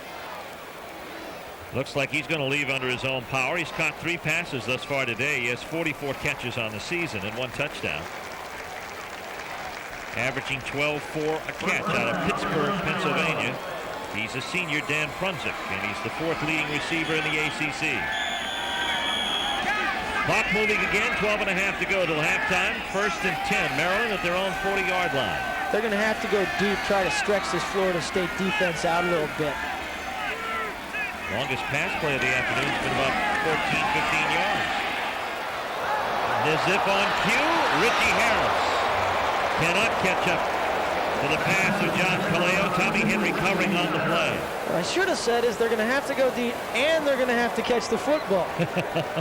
The two seem to go together. I tell you something, though. That's one thing. Maryland, you figure, is going to get about 4 or 5 chances. Actually, I bet they get 5 chances on big plays today. They got to convert 4 of them. They just missed one. They're going to have to make catches like that, move those chains, and get some freebies and make some big plays. You're not going to be Florida State unless you're making big plays. 2nd down and 10. Kaleo checks off the line of scrimmage. Play clock down to 5 seconds when he snapped it. Kaleo stands in, but he'll stand in no more. Derek Alexander flattens him. Second sack of the day, and the second for Alexander back to the 37-yard line. Derek Alexander gets it, but he should thank his defensive secondary. Definitely a coverage sack. Kaleo's back there. He's back there for a while before he decides to take off because he can't see anything, and then he runs right into the hands of Derek Alexander. That is the one thing, though, that Charlie Ward and Florida State doesn't have to worry about, because when he doesn't see anything, he can take off. Maryland with Kaleo, it's not the same thing. Third down and 13. Maryland trailing by 2 touchdowns. Kaleo complete to Harris. No, they say he was out of bounds. The coverage provided by Corey Sawyer. It would have been short of the first down anyway. So Maryland will come back and punt the football. That defensive secondary from Florida State has just been, they've been absolutely unbelievable. Once again, you see Corey Sawyer right there. Now, can you make a case that he was pushed out and not allowed to get in? Maybe you could, but like you said, still, no first down, so what does it matter? 6, 7, 8 yards? So it goes back to Dave DeArmas, and he'll have to punt it away from his own 37-yard line. Low snap. Gets it away. Flag on the play. He was knocked down by Derek Brooks. Ball rolls dead at the Florida State 13-yard line. And it's going to be roughing the kicker. It's a 5-yard penalty, however. Maryland needed 13, so all this gives DeArmas is a second chance. And that's one thing that Florida State doesn't necessarily need to do. You know, Mark Duffner and his gang are thinking to themselves, you know, we're getting beat up on right now. Why in the world? No, decline. It's a 5-yard roughing the kicker penalty. He was blocked into him, but Maryland will decline the penalty because of the 49-yard punt by DeArmas. You got the low snap. It's going to take a little bit longer, but you got, you know, I mean, of course, that's not a bad acting job. You know what I mean? I mean, every kicker ought to be able to take some theater classes as well, because they're going to come in handy, especially in situations like that. Well, you ought to know. Florida State 21-7 over Maryland in our Exxon ACC Game of the Week. Mark Duffner now has his defense blessed with some field position for a change. That involved the Florida State the last time they were down in this territory. They drove 84 yards the first time they had the ball from their own 16. They're at their own 14 this time around. Charlie Ward. Play fake to McMillan. He's going upstairs. Pass is incomplete, intended for Kevin Knox. So actually, Kez McCorvey. It almost seems like every time Florida State receivers like McCorvey and Vanover get out there and go out for pass patterns, the secondary and the cornerbacks for Maryland are just a step behind. They're always playing catch-up. And that, I mean, naturally you say that's what speed does for you, but that's another thing that'll wear on this Maryland team as this game goes on. The fact of the matter is that if you're always a step behind, you got some trouble. At the distance to the goal. First down. So a holding call on Florida State to boot. Not only an incompletion, but something else to slow them down, and this pushes them back to the 6-yard line, half the distance to the end zone. This is an important drive for the Maryland defense because they have not been able to stop Florida State yet. They got them backed up. This is where you need some field position. Millen's 2 yards deep in the end zone. The handoff goes to the first fullback through. Zach Crockett. That's right. Crockett works his way out to about the 9-yard line. It's going to be a gain on the play of close to 3. So Florida State takes the conservative approach. That's another thing Bobby Bowden wanted to do. He wanted to make sure that he played a lot of players, especially on offense, because Maryland, I mean, let's face it, Florida State's a much deeper team. As this game goes on, the Maryland guys are they're just gonna wear down that much quicker, especially if Florida State, I mean, they've got so many people you can throw in there and really not miss a beat. 2nd and 16, ball at the 8. Play action for Charlie Ward. Pass for Vanover is complete. A beautiful catch at the 27-yard line. Brendan Bertha drove him out. A gain on the play of 19 for Tamara Vanover. Tamarick Vanover against Brandon Bertha. It's one-on-one. You see him going back there. He's responsible for him deep. Charlie Ward puts it in the absolute perfect spot. And a great catch by Vanover. That kid, I mean, you don't expect those kinds of things from a freshman. You just don't. Well, a freshman who spent some time as an injured tailback and still got 1,300 yards his senior year in high school. Here comes McMillan on the screen. He's got a first down and more. Scott Rosen will drive him out. A yard shy of midfield in front of the Maryland bench. It's a gain on the play of 22 yards.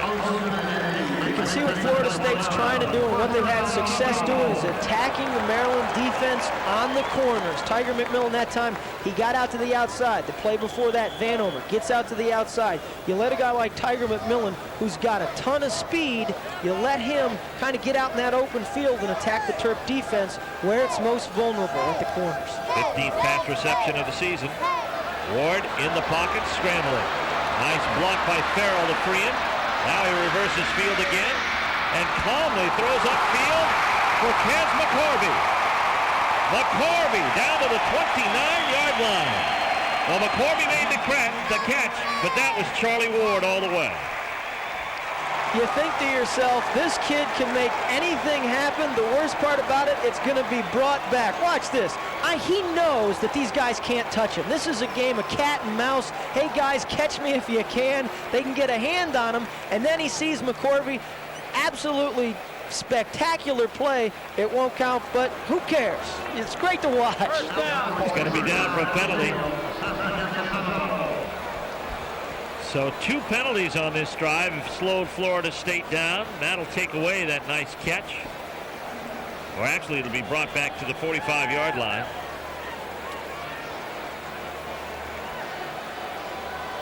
It's going to be first down. To give him credit for the first down. It'll be marked off. We didn't get the call on the penalty. Here's Ward looking downfield, lofts one up high, and Green and Rosen converge on it. Nearly thrown away. Remember, I talked about 5 plays that Maryland's going to have to convert to make big plays. That was number 2, and they did. Charlie Ward, he threw that ball up for grabs. And Maryland, it's the kind of play that might be just, beyond their reach, but they got to find a way to come up with those 5 big plays, and they've let 2 so far slip away. Second down, 15 to go, ball at the 45. Florida State leading 21-7. Ward sets up the screen. Nice catch by McMillan. McMillan on the way, has the first down. Going for more, brought down at the Maryland 35-yard line. Gain of 20 on the play for Tiger McMillan. One of the other things Bobby Bowden says is Maryland guesses a lot. When you guess, you can guess wrong and it'll kill you. That's exactly what happened. Florida State guessed right, set up the screen. You get Tiger McMillan in the open field. Reagan, he can't get him. Finally, you got to have a defensive tackle run all the way back and make the play.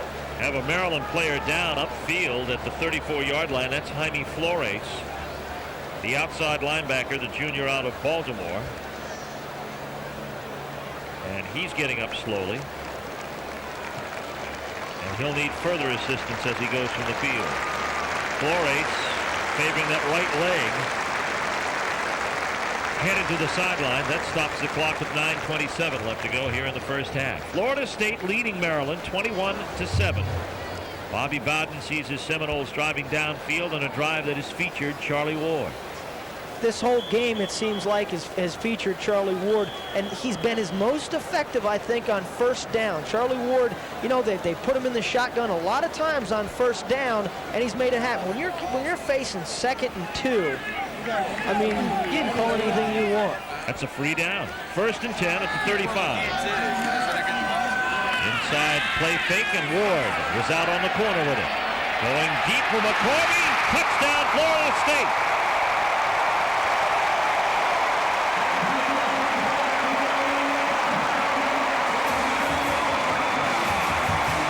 McCorvey for his 5th touchdown catch of the season. Puts Florida State now up by 3 touchdowns. What made this play is simple. It's Charlie Ward's fake. He gave Kes McCorvey enough time to run all the way. Watch this. It's a perfect fake. Now all of a sudden Maryland backs go. Kes McCorvey came all the way from split out wide left to the right hash mark to the right side of the field to score that touchdown. If it hadn't been such a good fake, he would have not had the time to do that. A beautiful fake by Charlie Ward. Lowry gets the point after, and the Seminoles, the reigning ACC champions, are leading the Maryland Terrapins by a score of 28-7 as we watch Kes McCorvey in action.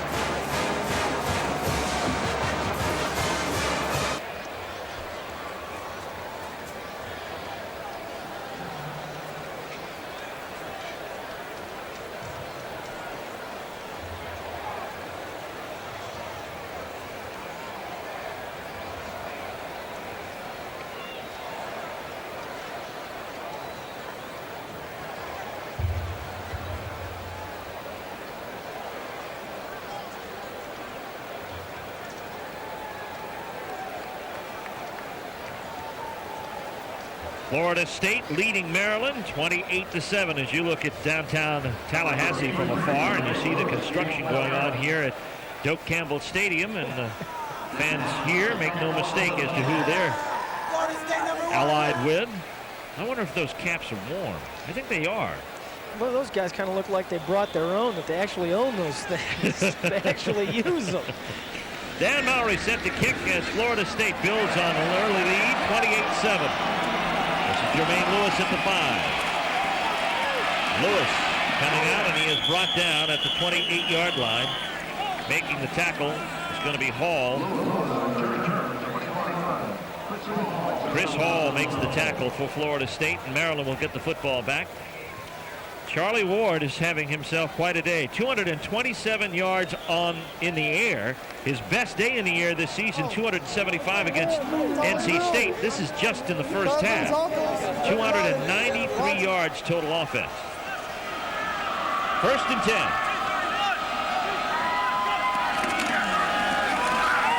Kaleo. Pass is complete. And out there in the flats getting it is going to be Wade Inge, the true freshman out of Lindenwood, New Jersey. It seems like the difference in these two teams is that Florida State has a true freshman. It's Tamarick Vanover, who's probably one of the best players in the entire country at wide receiver. And this will be a defensive holding against Florida State. And Wade Inge is a true freshman as well, but just not in that same league. You know, just a step or two behind. Mark Duffner and company came in late. He was announced as head coach on New Year's Eve. Holding, defense during the pass play. Penalties declined. First down. So the penalty declined. The first down to Inge at the 40-yard line. Duffner and company had to head out. He had to recruit his staff. Having done that, and then he hit the recruiting trail, and he hit the state of Florida particularly hard. And they hope to reap some rewards from that down the line. That's another reason this is a big game for Maryland. They want to do well in recruiting, especially in Florida, because of the reputation and the solid players that come out of this state. 1st and 10 from the 40. The draw play to Wycheck, and it's going nowhere. Simpson and McIntosh hold a meeting over Frank Wycheck at the 38-yard line. It's a loss of 2. Attendance today is 64,127. It's a new Florida State record because of the new stands erected in the end zone.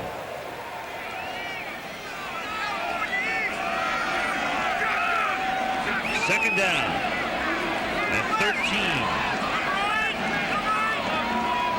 Maryland at their own 38-yard line.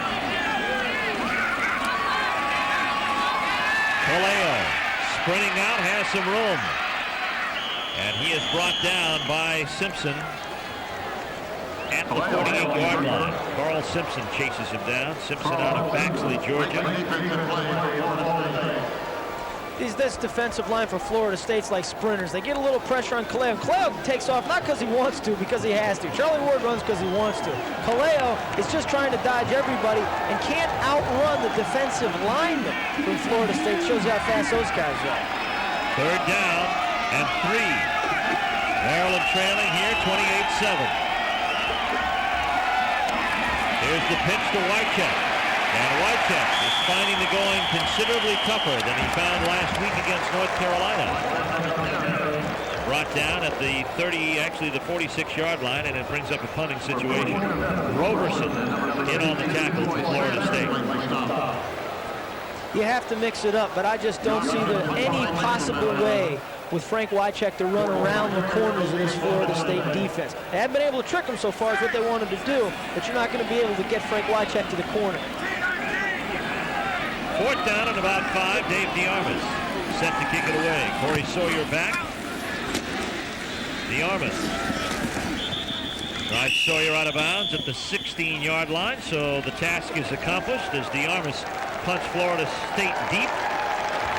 Florida State Seminoles leading Maryland by a score of 28-7. The announcers for this game are selected and compensated by Jefferson Pilot Sports. This broadcast is a copyright presentation.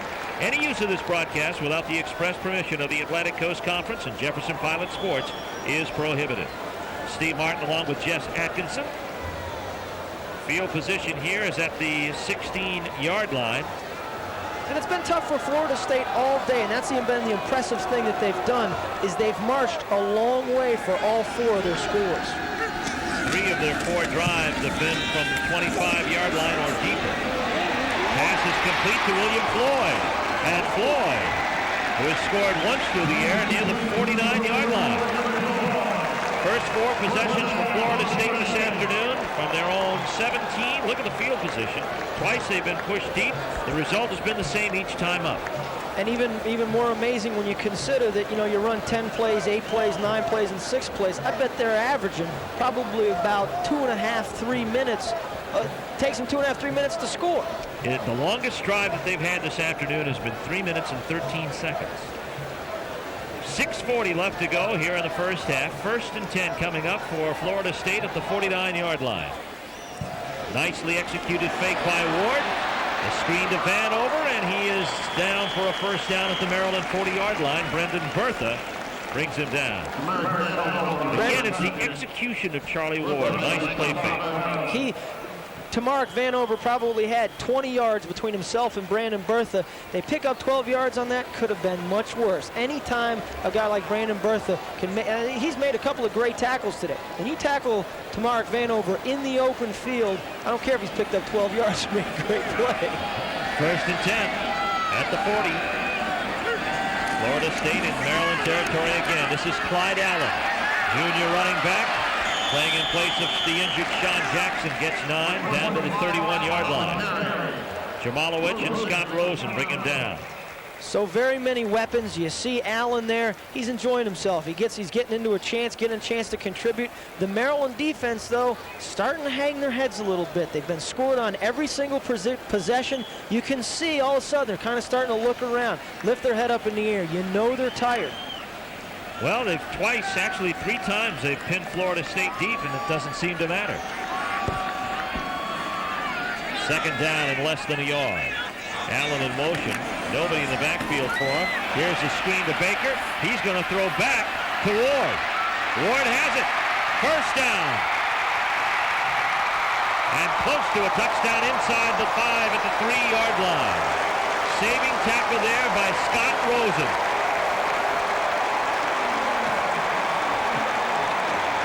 You think Florida State's deciding to open things up a little bit. The throw to Shannon Baker. He looks downfield like there's somebody down there. There's nobody down there. So he throws back to Charlie Ward.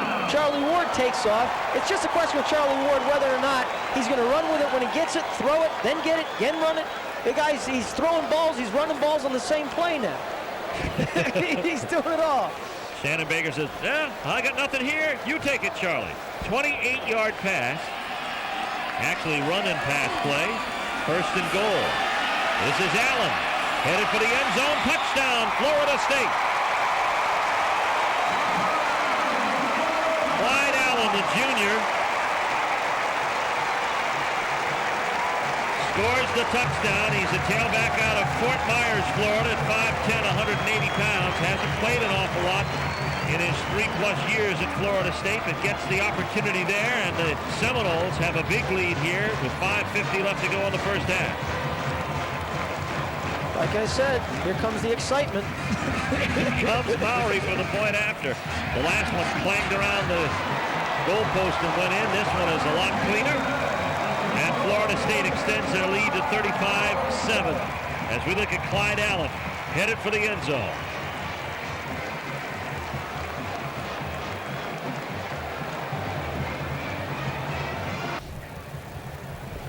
Back at Doak Campbell Stadium, the largest crowd ever to see a Florida State football game in this facility is enjoying a great homecoming afternoon as Florida State is pasting Maryland right now 35-7 with 5:50 left to go in the first half of play. Steve Martin along with Jess Atkinson.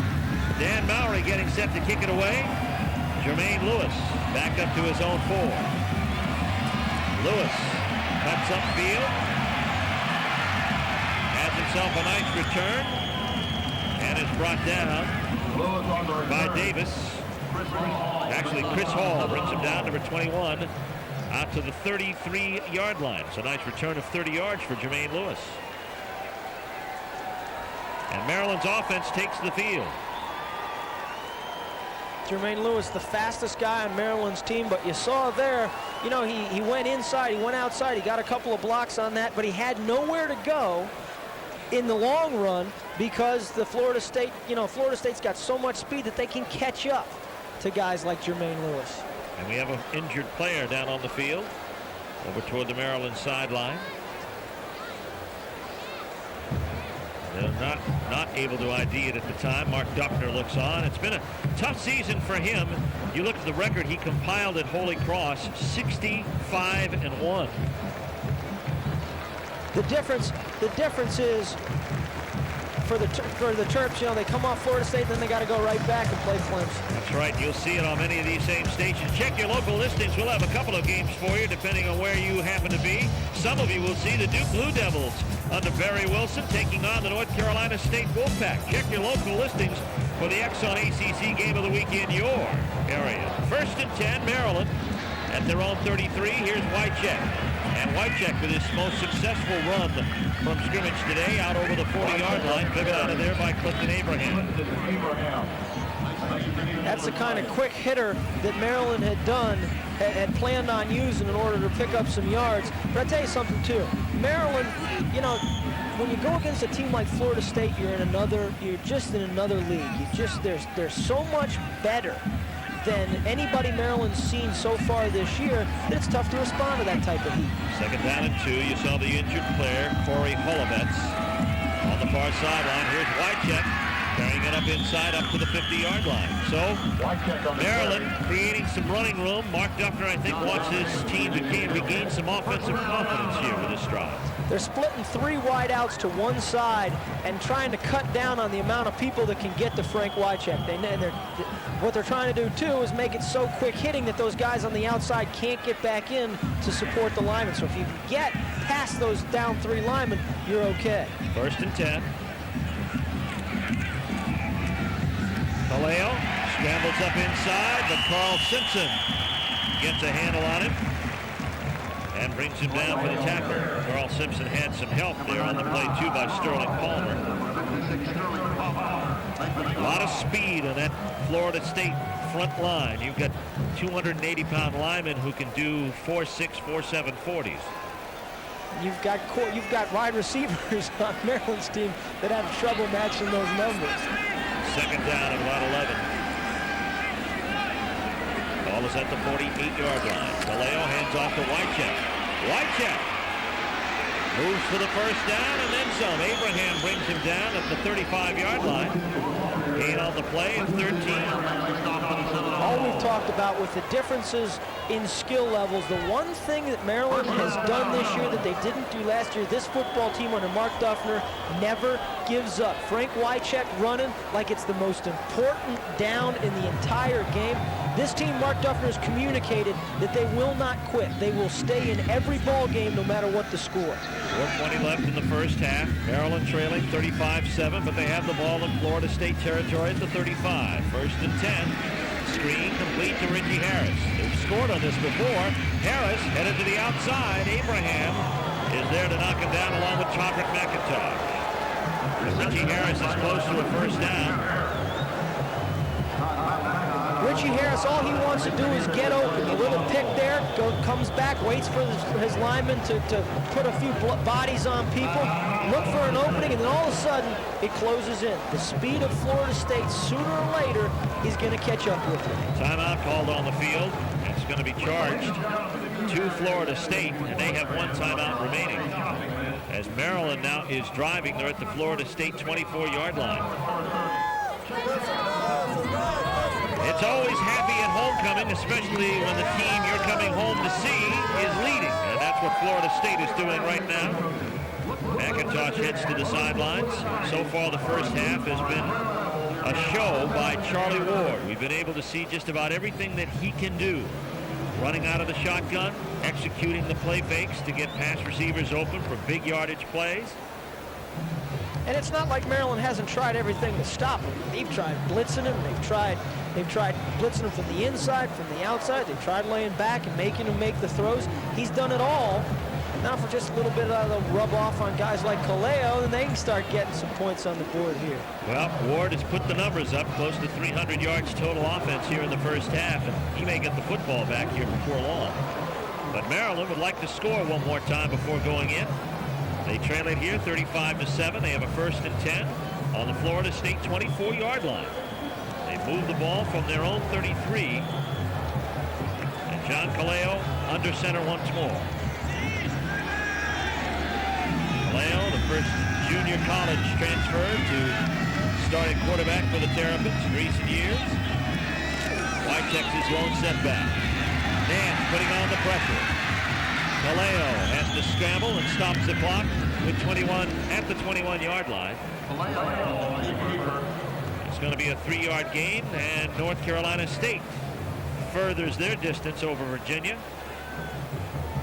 Clemson leading North Carolina in the second at Death Valley by 10. East Carolina leading the Mountaineers in Morgantown. And Syracuse has a halftime lead on Virginia Tech. We'll have more scores at halftime here in Tallahassee. 2nd down and 7. Ball at the 21. Wycheck straight ahead, nothing there. Marvin Jones led the charge. He was helped by Troy Sanders. That play, they couldn't get any movement on the nose guard, and that frees up Marvin Jones to just fly in whichever way. Dubas is going to try to get some movement on the nose guard, can't get any, and that allows guys like Marvin Jones to just tee off because they know if their defensive lineman can stand them up at the line of scrimmage, it's open season. 3rd down coming and 6 to go. Brief stoppage of play to reset the ball, and we'll be set to go. Florida State has 1 timeout. Maryland has 2. There's Jones. Having a great season despite the injury. 35-7, Florida State in the lead. Maryland trying to punch one in here. They need 7 yards to keep this drive alive. Kaleo looking over the middle. It is incomplete, intended for Lewis. He might have been shielded by Fuller and Fowler on the play. And Fowler may be hurt. Corey Fuller went after the ball on that. He read the play perfectly, knew where Kaleo was going to go. You see Kaleo looking, there's only one place he can go. Fuller guesses right, just slams into his own guy. You see it again, it's the quick hitter, and if you read it right, you got a shot at something like this. And then once again, I say, Fuller, the number 4 guy in the backfield back there, number 5 guy, their nickel back, and he's made some of the best plays of the day. The Armas on the kick. His longest field goal this season has been 35. This one will be a 38-yard kick. From the left hash, it hits the upright and is rejected. See, there's the difference. That ball hits the same upright for Florida State and it goes in. Maryland bounces right back at you.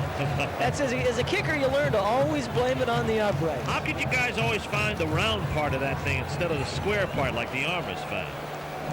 Well, anyway, the missed field goal gives Florida State the football back at their own 21-yard line with 3:01 left to go here in the first half. They have only 1 timeout, but Charlie Ward has not needed this much time to get his team downfield. You think to yourself, now would be a time to control the football, but you know, when you're taking it down and you average about 2 minutes a scoring drive, and the scoring drives probably average about 80 yards, you got plenty of time. Here comes the reverse to Shannon Baker. Baker has room on the corner.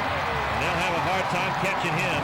Inge knocks him out. There's a flag on the play, a second flag on the play at the 42-yard line.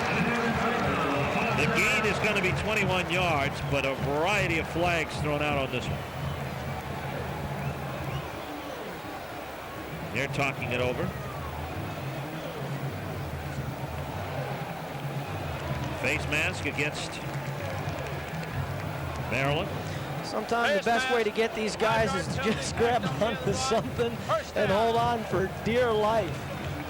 And hope they don't call you for 15. It's the thing I see in Charlie Ward as he steps up to the line of scrimmage. You just see a confidence in him. He's telling guys where to be, knows what to do, feels like he's in total control of the situation. It's a 5-yard face mask penalty, sets Florida State up at the 49. Out of the shotgun once again on 1st and 10. The pass is complete to Kevin Knox. Knocked out of bounds at the 34-yard line by Brendan Bertha. Gain on the play of 15. Stops the clock with 2:46 to play. New career high for Charlie Ward. Surpassed the 275 yards he threw for against North Carolina State on the 3rd week of the season. We're not even at halftime. And we've got another penalty marched off here against Florida State. Holding on the offense. Repeat first down. So retract that yardage. And push Florida State back to the 37, actually the 33-yard line. It's one of the things I think Bobby Bowden it does so well with his football team. He uses what he's got, and when he's got somebody that's hot, he's going to keep going with it. First down and 1.5 miles for Charlie Ward. Going upstairs to Knox. Bertha and Knox push around. We've got a flag on the play. A flag on the play thrown. It'll be pass interference, but both players made contact. Let's see who it's going to be on.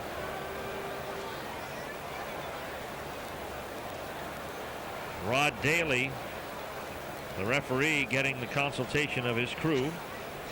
Mark Duffner's interested in what they're talking about. It'll be defensive pass interference against Maryland. That's it. Call it for yourself. Charlie Ward throws it up. When you throw it up like this, you see Brandon Bertha, he's behind him. Looks like I tell you what, both guys got an opportunity to go for the football. Both were going for the football. I didn't see enough contact in there that would make you say that Brandon Bertha had anything to do with that ball not being caught. 15-yard penalty marches Florida State out to the 48-yard line. Ward, 1st and 10, scrambling out of the pocket. And Ward gets down just before impending disaster at the 35-yard line. A 17-yard gain for Charlie Ward. I'm telling you, there's nothing worse than having a quarterback run out of the pocket and run for 15 yards and not even be able to get a shoulder pad on. You just got to watch him sit there and get back up, and he's kind of saying, catch me if you can. Boy, that's big talk coming from a kicker. Here's Knox. Completed the 21-yard line from Ward. Aerial good for 15 yards. And Ward continues to just slice up pieces of real estate as he goes down. He's putting the ball on the money in every instance he's thrown this year, this game, with the exception of maybe 2 balls. Every other ball he's had has been right on the money. Florida State on with only 1 timeout. They're on the 21-yard line of Maryland with 2:08 to play. This drive is not a minute old. Pass incomplete. Intended for Tamarick Vanover. I told you Ward didn't need that much time to get him down the steep. He's trying to eat a little bit up here, with figuring he'd throw a couple incompletes so Maryland doesn't have a chance to get the ball back. Homecoming crowd kind of chilling out literally today in this 49-degree heat. Bad use of terms. With 2:02 left to go. 2nd down and 10. Ward looking. Has a man in the end zone. Touchdown, Kevin Knox for the 2nd time today.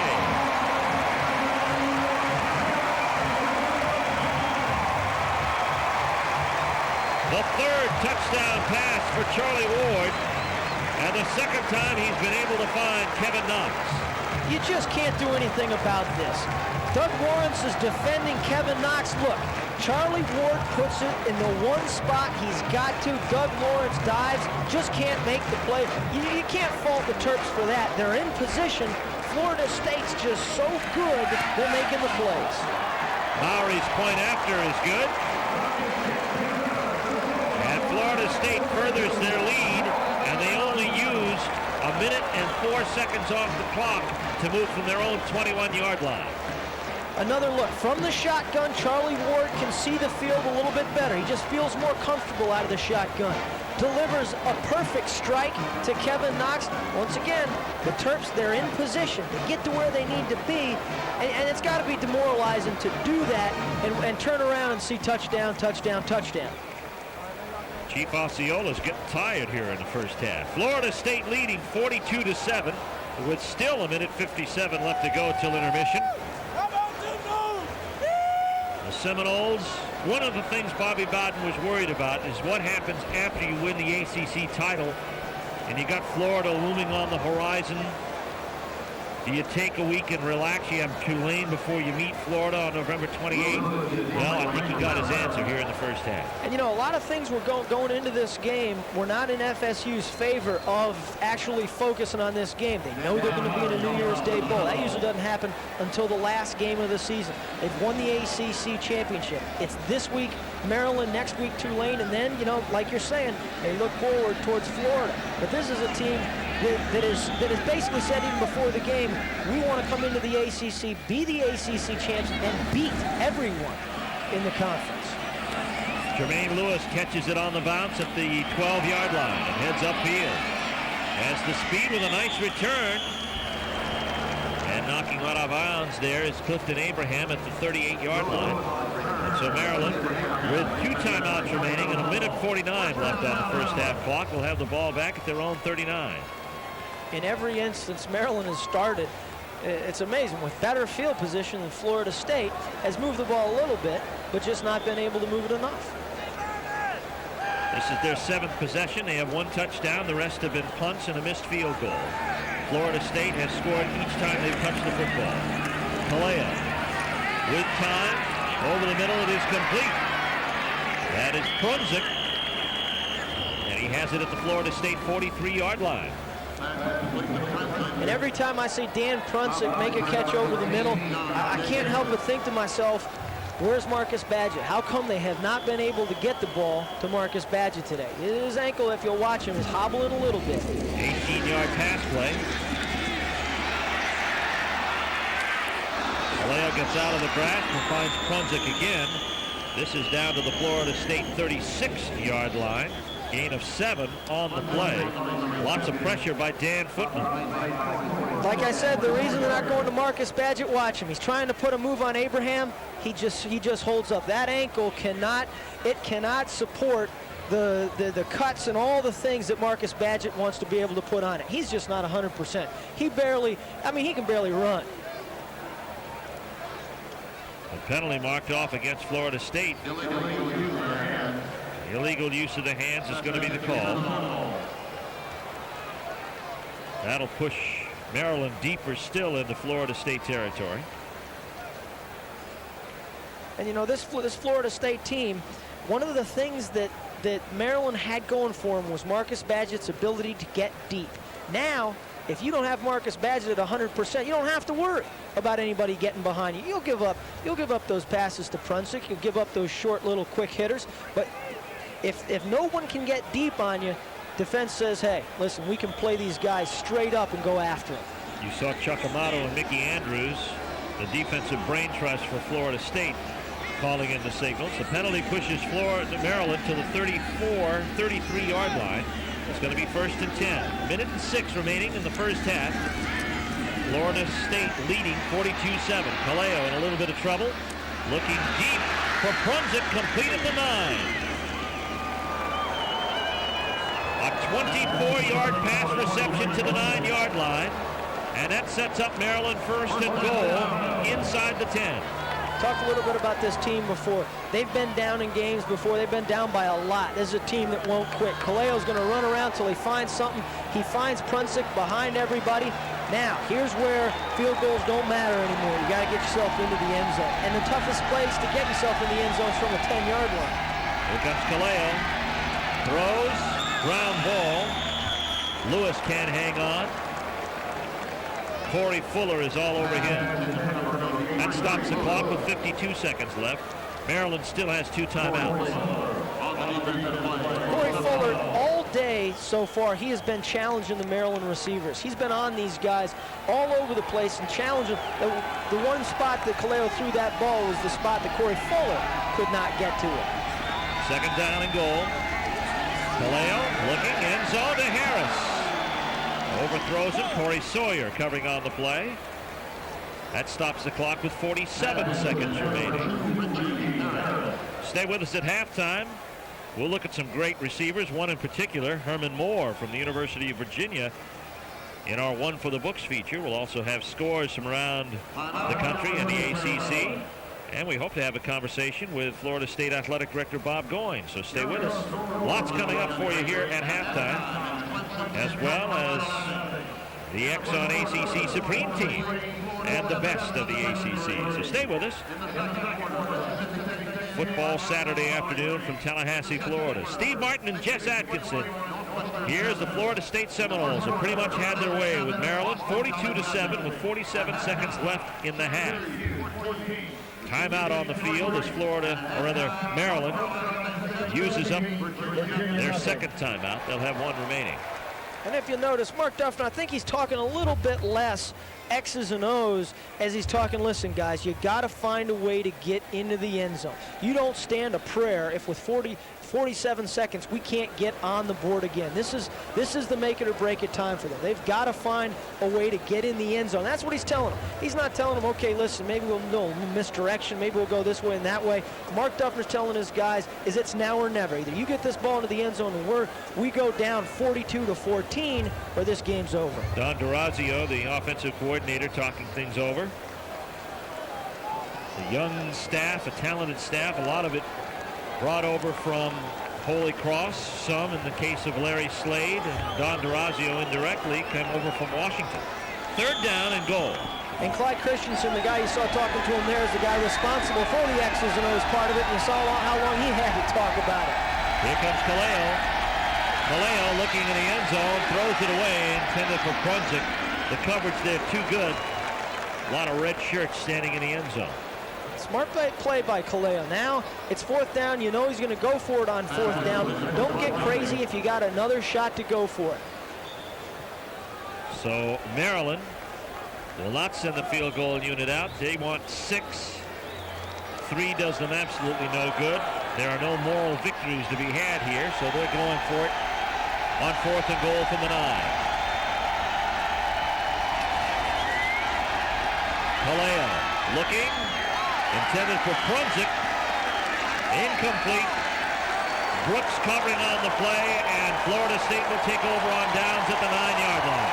It's got to be disheartening for Mark Duffner because he knew that was a big transition for him. If they could get that ball in the end zone, they'd at least be back in this game. It's those little tests that Mark Duffner all year has given for his team. Little things that they can pass, but I tell you what, if they get the ball right back down there the next time, I bet you Duffner, if knowing him, will be saying the same things.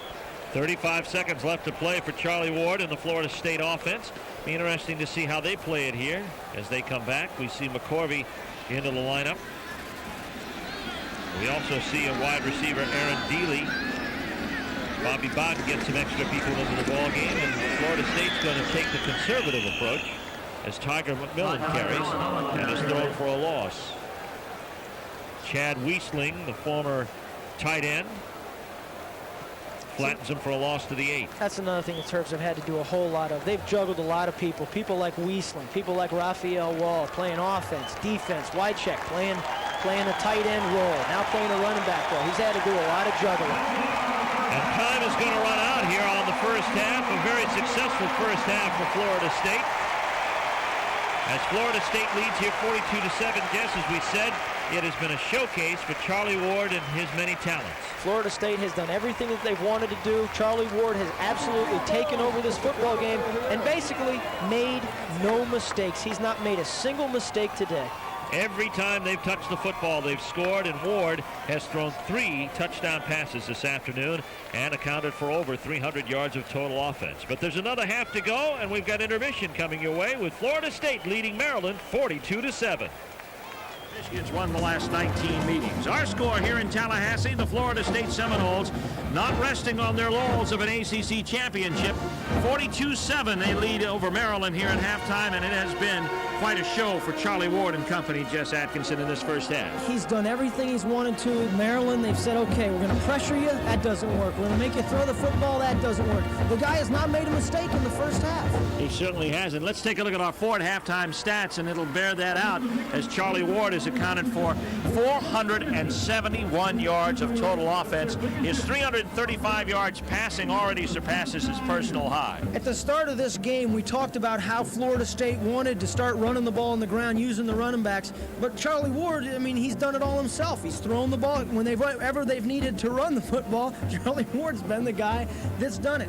Look at the time of possession. 6 scores, only 12 minutes and 40 seconds. They've averaged 2 minutes a score, and here's how it started. Florida State got up on top 7-0 on an 8-yard run by Charlie Ward, and of course he had 78 yards of total offense. Maryland's touchdown pass, of course, is this one to Richie Harris. Their only touchdown from John Kaleo. This screen works. And it was important. They came back, they tied the game at 7. Richie Harris got himself into the end zone, a perfectly called play, a perfectly executed play, but Florida State offense has just been too much. They come right back. This touchdown makes it 21-7, and they've found no way to stop these guys. William Floyd right there. It's 21-7 on the pass to Kevin Knox at the 12:53 mark, and Florida State was on their way. And then Kez McCorvey will pull in this aerial, a 35-yard pass from Charlie Ward. It's the fake that did it. The play-action fake did it. It allowed McCorvey to come from the left side of the field. He runs the entire width of the field and gets himself into the end zone. Clyde Allen makes a 3-yard run to make it 35-7, his first touchdown of the season.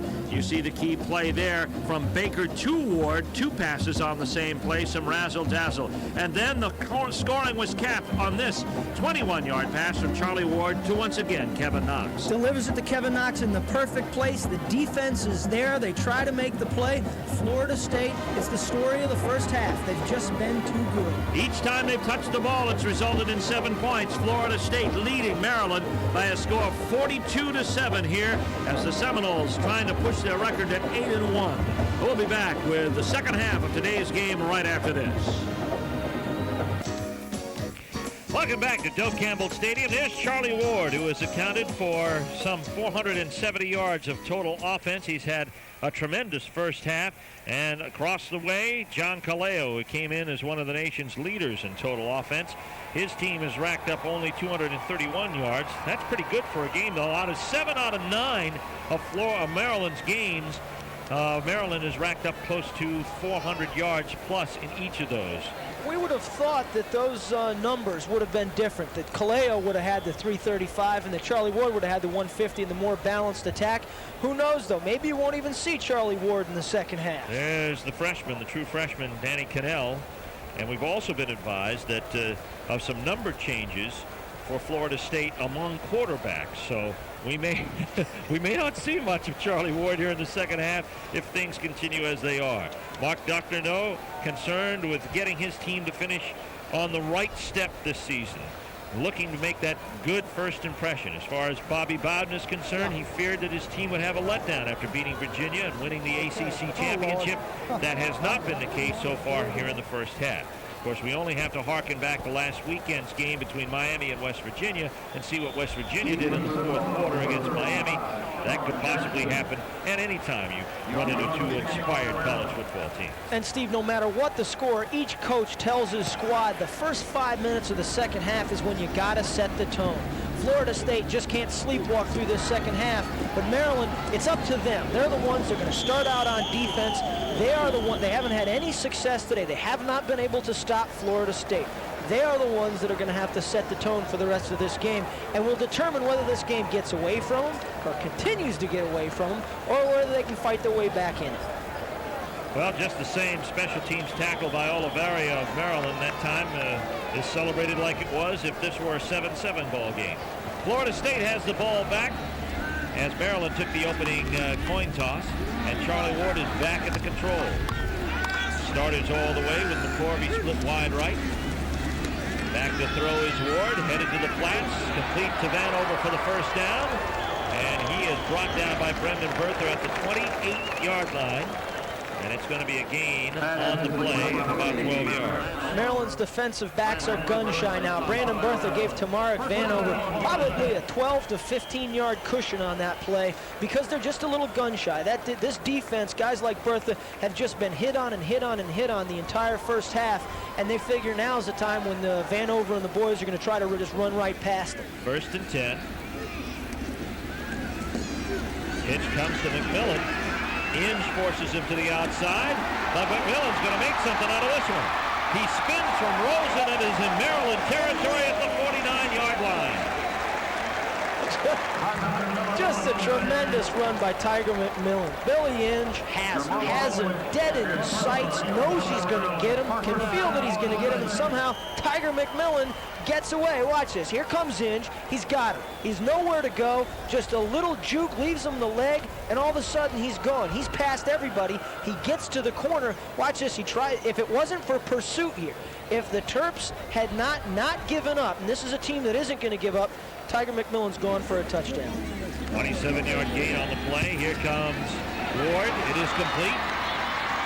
And Vanover is driven out of bounds at the 31-yard line by Brendan Bertha. Same old stuff for Florida State. Ward moving them down in 15 to 19-yard increments. You can look for that any time that Florida State's going to have a chance or need. Anytime they're going to need 10 yards, they're going to go to that exact right, go to Vanover, because Bertha is playing off him 10 yards, and it's a piece of cake. It's pitch and catch. 17-yard gain on the play brings up 1st and 10 once again at the Maryland 31. Third quarter, Florida State leading comfortably 42-7. Here comes the reverse, Vanover, and it is diagnosed by Mark Sturdivant. Sturdivant flattens him, and it's going to be thrown for a loss back to the 34-yard line. There's Marvin Jones. Hey, everybody back in Miami. I love all y'all. Wish y'all could be up here with us playing. I love you, Pops. If everybody was up here playing with them, they might get some playing time the way things are going. I wonder if he meant everybody in Miami. 2nd down, 13 for the Seminoles.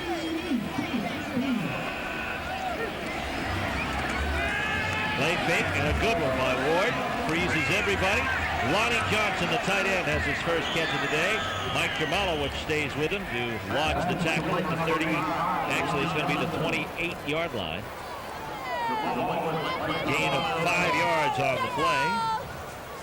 That's one of the things I've been real impressed with Charlie Ward today is today he's gone to his secondary receiver, and he's gone to that receiver effectively. He got looked off on that when he wanted to go a little deep, just throws the underneath route, and that shows you the poise, that shows you the confidence that he's playing with. 3rd down and 8 at the 29-yard line. Florida State leading 42-7. Here's Ward sprinting out. He has his receiver Baker, and he catches it inbounds in time at the 17-yard line. Completion of 12 yards by Shannon Baker. First down, Florida State. Ward has plenty of weapons with which to resort to, and he has used them all this afternoon. Shannon Baker, you see, he comes back for the football. That's what made that play. He came back for the football, and he knows where he's a senior. He knows where he is on the field. He drags that left foot and stays in bounds. 1st and 10 at the 17. Floyd and McMillan lined up in the eye. Ward facing a blitz. Checks off to Kes McCorvey inside the 10, down to the 6. Doug Lawrence makes the tackle at the 6-yard line. It'll be an 8, maybe a 9-yard gain. Once again, Florida State, they had to go quite a distance, but they're just chewing up yardage like they're doing whatever they want. Basically, they are. There's just no chance to stop these guys. They're too powerful. Maryland's defense, they're still running around. They're still trying to do it, but they haven't been able to set the tone, and it's just like the first half. Corby gets 11. It's a 1st down. 1st and goal from the 6. Ward, play action, pumps. Nice little touchdown to Lonnie Johnson for the touchdown. Lonnie Johnson, the tight end, keeps Florida State's batting average at 1,000. Each time they've touched the football today, they've scored. Charlie Ward, he drops back. He doesn't see anything, and for a second it jumps into his mind, I'm going to run it, but all of a sudden he says, hey, there's Lonnie Johnson. Nobody's around him. Lonnie Johnson says, thank you very much. I'm a little bit excited about this because I haven't been thrown to a whole lot this year. Mowry with the kick after, and it is good. He's been perfect on 7 tries. And Florida State furthers their lead 49-7 over the Maryland Terrapins with 11:50 left in the third. Back in Tallahassee in the third quarter, Florida State leads it 49-7. As for the second time this season, Charlie Ward has thrown 4 touchdown passes in the same game. The first time it happened was the first game this season against Duke. Jermaine Lewis picks up the kick and has some running room. And trips at the 28-yard line. Otherwise, he might have had a little bit more. Charlie Ward with an outstanding day, 372 yards passing and 4 touchdowns, 24 out of 35. Now, the best in a single game is actually 422, or is it 535 yards? That's total offense, or total passing. But Charlie Ward is closing in on it. That's a question of whether or not Bobby Bowden lets him go for it or not. First and 10, Maryland. John Kaleo gives to Frank Wycheck. And Wycheck is stopped by Sterling Palmer and others up to the 29-yard line. Bobby Bowden said coming into this game that throughout the entire season, he said, we've been our own worst enemy. What he was looking for in this football game was a Florida State team to not make simple mistakes, not do any giveaway type of stuff, and not just fall down by themselves. What he has done and what he has seen is a team that has made absolutely no mistakes. Here's Kaleo headed out to the corner, and he's caught up with by Carl Simpson at the 29-yard line for no gain. Brings up third down. Shows you how much heat Mark Duffner's under. It's cold out here today. He's actually it's gotten colder, and he's taken his jacket off. He's in short sleeves now. That's called feeling the heat. Either that or oblivious to the elements.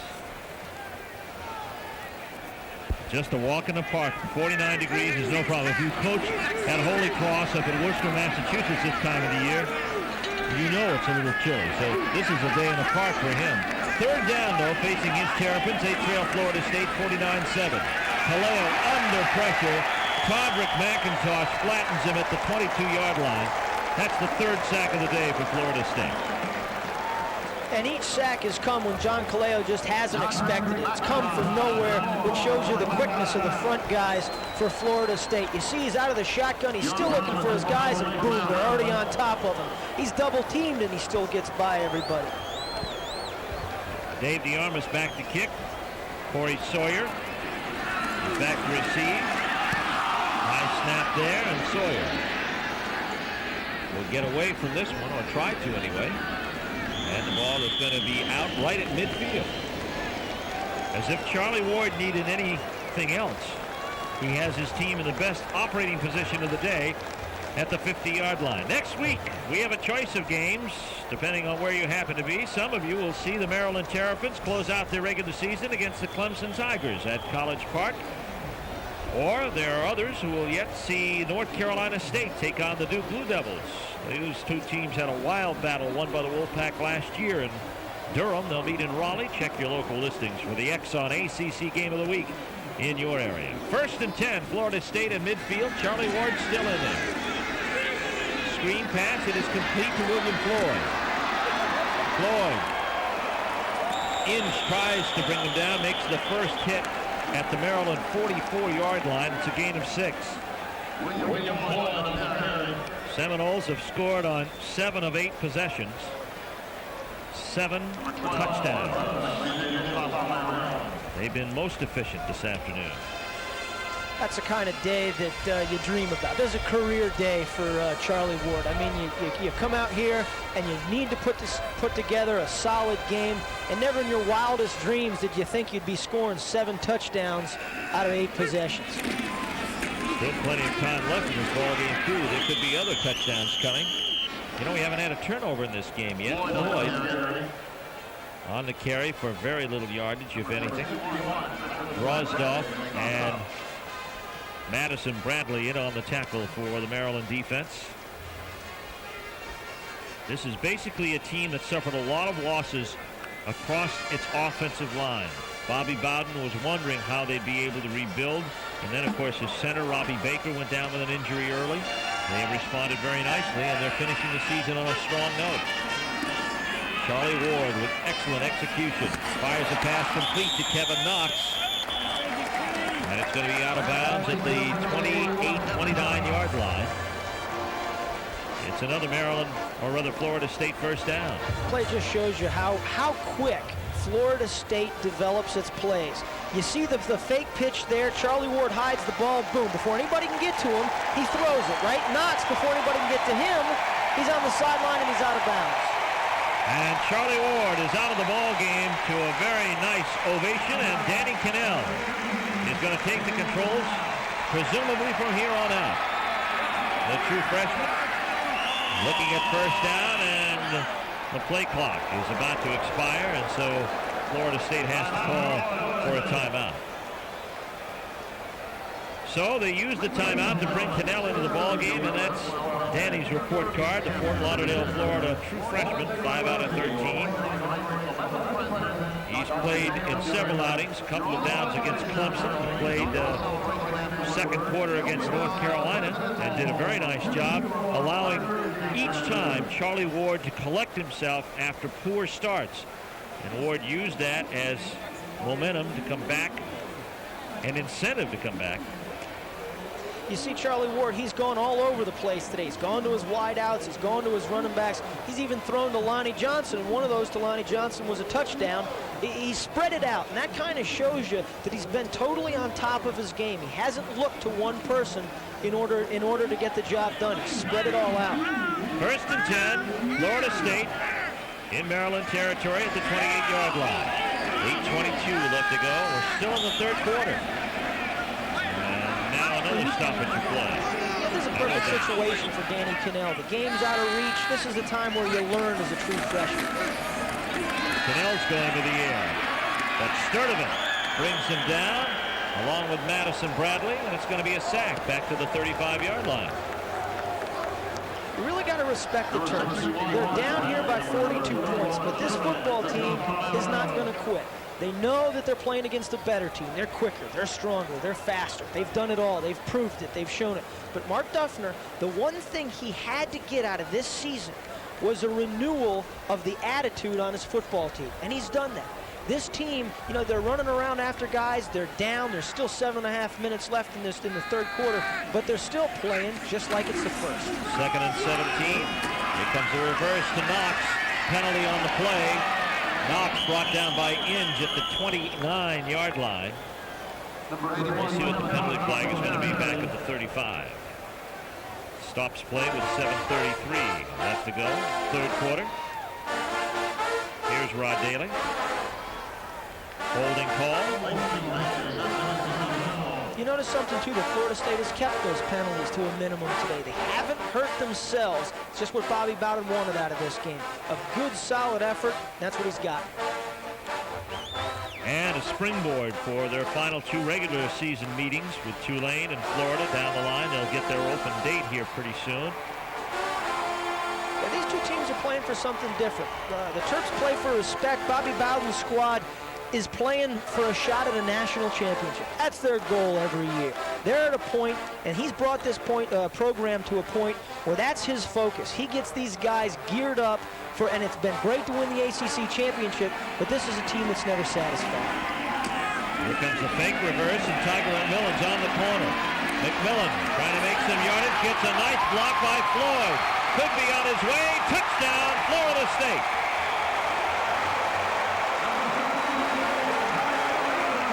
William Floyd put on a block, didn't he?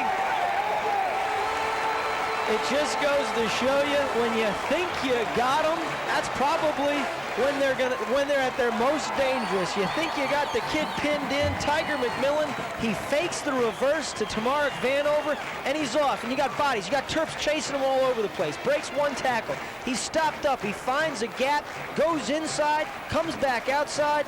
Absolutely great run by Tiger McMillan. Here comes the kick. It is up and it is good by Dan Mowry. Tiger McMillan on the long run.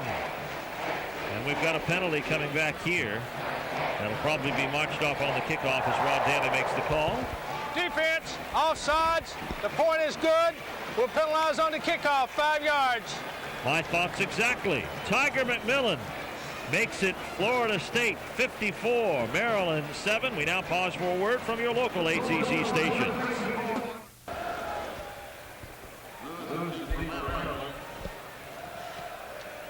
And they scored 7 out of 8, or now 8 out of 9. What was the one they didn't score? Yeah, I don't know. I thought they... 8 and a half. That's right. Yeah.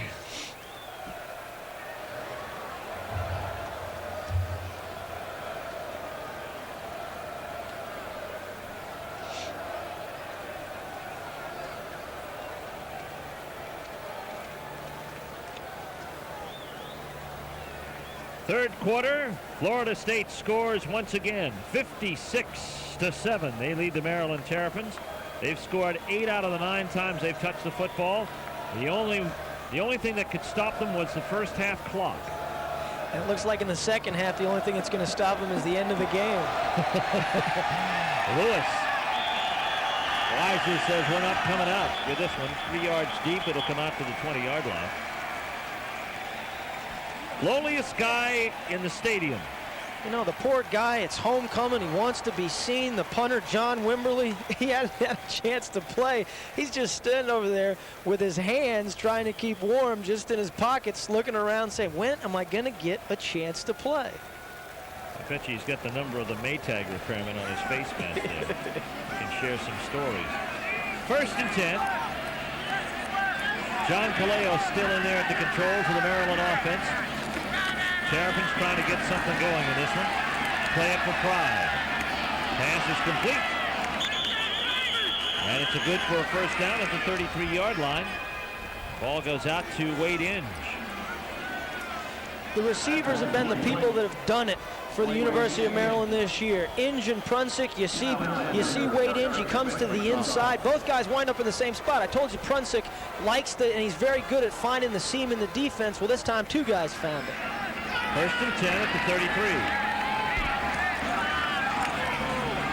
Downfield, Kaleo. Looks like he's found Jermaine Lewis complete in Florida State territory at the 44-yard line. Tommy Henry is in on the tackle, and he goes off injured. Or tries to, at least. Homecoming crowd pretty happy at the turn of events here. 56-7. Florida State. They've won their last, 17 straight? They've won every homecoming that Bobby Bowden's been involved with. 16 straight. I think it's safe to say that you could probably now say 17 straight, Steve. Yeah, I think that's pretty solid. 1st and 10. Kaleo. A little inside toss to Jermaine Lewis. And Lewis puts on a burst of speed that got some nice yardage down to the 34-yard line. Looks like he's going to have the first down. Let's look at some scores from around the country on this busy Saturday afternoon. 4th quarter, NC State trying to break a 6-game losing streak at the hands of Virginia. And North Carolina now on the board with a touchdown from Natrone Means. Look at Wake Forest. Can they win 5 straight? They lead Duke in the 2nd. And West Virginia leading East Carolina in the 3rd at Morgantown. Our score, 56-7. Florida State comfortably in front. Maryland looking at 2nd and 10. There is Wycheck, and he is greeted by Derek Brooks at the 39-yard line. It's a loss on the completion of 5 yards. Was that a hit by Brooks or what? The first time the Terps have run a screen all day. This probably will tell you why. Derek Brooks has him in his Wycheck in his sights. And I'll tell you what, that is not an easy thing to do, is to get Frank Wycheck to fall the opposite way, fall backwards. That's called hit, and Derek Brooks has done it all year. He's taken, you know, when Marvin Jones went out, Derek Brooks kind of took over things at the linebacker spot and has made quite a name for himself. 3rd down and 4.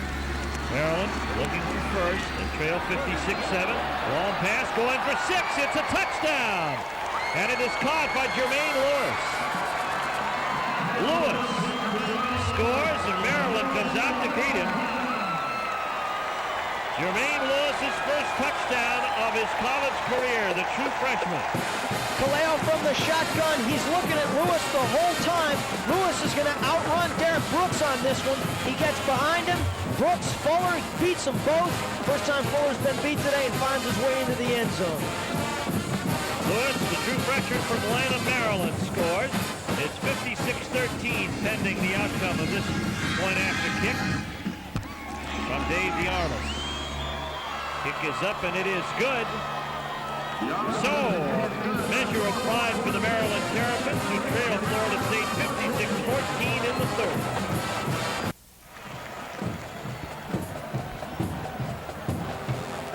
Back in Tallahassee, Steve Martin, Jess Atkinson. Maryland gets on the board again. This time a big pass play to Jermaine Lewis of some 34 yards, and Terrapins trail still 56-14 with 5:26 left to go in the third. Tamara Vanover for only the second time today on a kickoff return, and he's something to watch. Heads down the sideline, and DeArmas, the kicker, has to drive him out of midfield.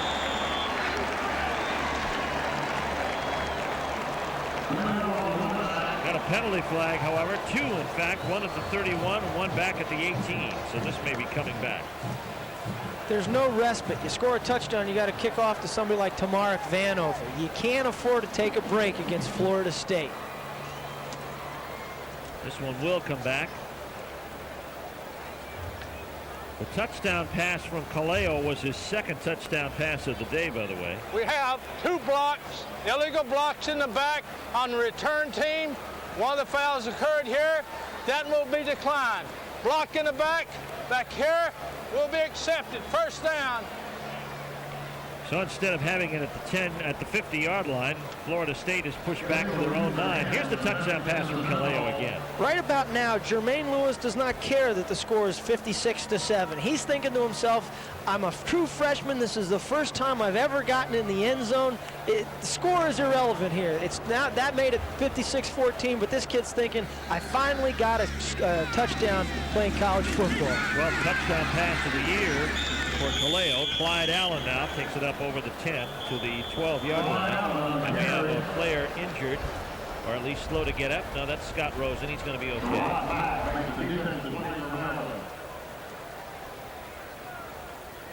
And now there's another player injured. Further back still, this is a defensive lineman. And this is going to be...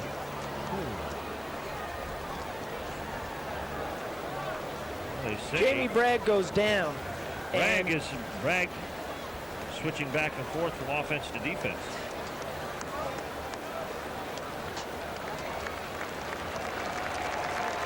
So there's Kaleo. Look at his single season passing yards. There have been some great names. Look at the lineup of names at Maryland. Quarterback, Dan Henning, Scott Zolak, Stan Gelbaugh, Boomer Esiason. So he holds the mark for most single season passing yards. Tell you what, he got his first chance to play last year, and it was at a time where things were just falling apart for Maryland. And this year, Kaleo has come back and had a very solid season. Danny Cannell throws a trap ball out to the flats to Shannon Baker, who does his best to try to convince the official that he caught that one. Clock stopped, 4:50 in the third, 56-14. So Cannell trying to organize a drive here for Florida State.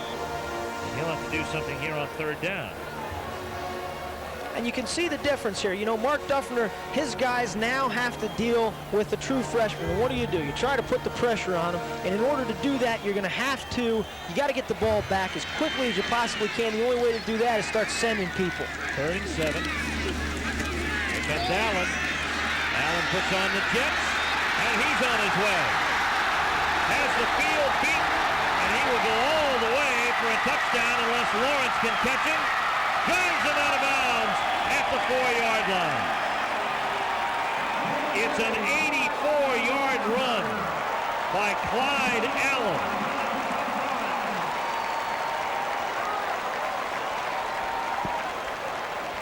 Here you got Shannon Baker, makes the block, sets Allen free, and he's gone. One more thing, though.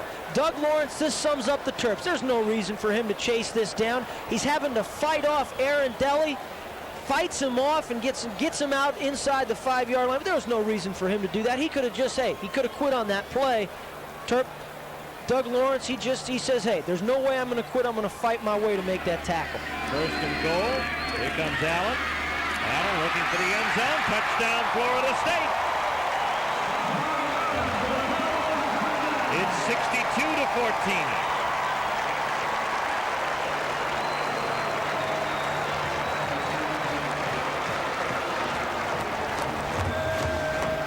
Clyde Allen chops his way into the end zone, and the Florida State Seminoles keep on scoring. We talked about depth. Clyde Allen, he breaks off a big run, comes right back with a nifty run up the middle for a touchdown. Ooh, the kick by Mowry is blocked. Looked like Madison Bradley might have got the hand on it. So some measure of revenge for Maryland. Here's Clyde Allen. He gets the pitch, picks his way over the bodies, goes through, has the power when he needs it, gets himself into the end zone. I said it before, there's no respite. You got guys, you're like Tiger McMillan, you got Floyd, you started the season with Sean Jackson, you give the ball to a guy like Clyde Allen, and he's still making great runs. The depth is the key at Florida State. Bobby Bowden's pretty happy about it. Still 4:30 left to go here in the third quarter. Maryland trailing Florida State 62-14, and the Seminoles right now, doesn't matter who they have in there, making themselves quite a statement. They came into this game ranked 6th, 5 teams ahead of them, and some impressive people such as Washington, Michigan. Danny Canal said, hey, did you guys see that? I just handed the ball off. Was that amazing or what? When you're a freshman, you take credit whenever you can get it. Scott Milanovic, the redshirt freshman, may be suiting up for warfare here soon enough. Although Kaleo is a senior, there's only one game remaining beyond this one. Of course, completing the thought earlier, Florida State, of course, looking up and seeing Miami, Washington and Michigan and Alabama and Texas A&M ahead of them. Could be headed for another showdown with Texas A&M in the Cotton Bowl. Who knows? Still a long way to go. And the good thing, as Bob Goins said at halftime about the coalition, is it keeps the politics out of the situation. It sets up a definite formula. Everybody will know where they're supposed to go at the proper time, which will be December 6th. Mowry getting set for the kick. Here comes Lewis at the 9. Lewis, who's had an exciting day, heads for the corner. And Lewis is flattened there at the 26-yard line. Tackle made on the play by Steve Gilmer.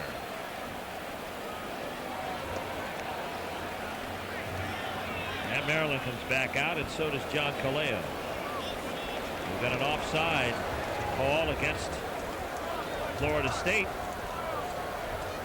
And that means the kicking unit will stay on, and Mark Duffner says, let's get another chance at a return here. He almost kind of makes you wonder with Drozdov's haircut there, if he didn't make a promise to somebody at the start of the season. Got the same barber as some of the Florida State coaches. Yeah, Billy Sexton got his completely shaved off, and Drozdov must have woken up before the process was completed.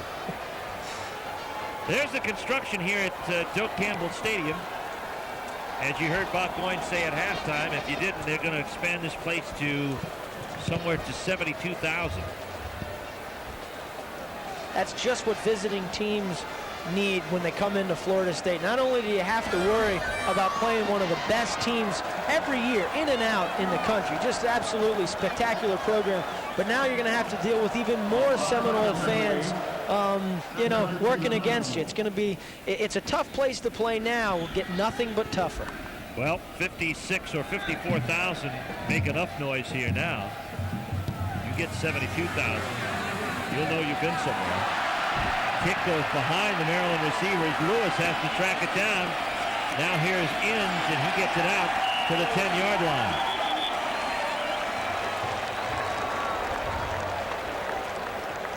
So Inge returns it to the 10 barely, and Maryland's offense comes out onto the field in its worst field position of the day.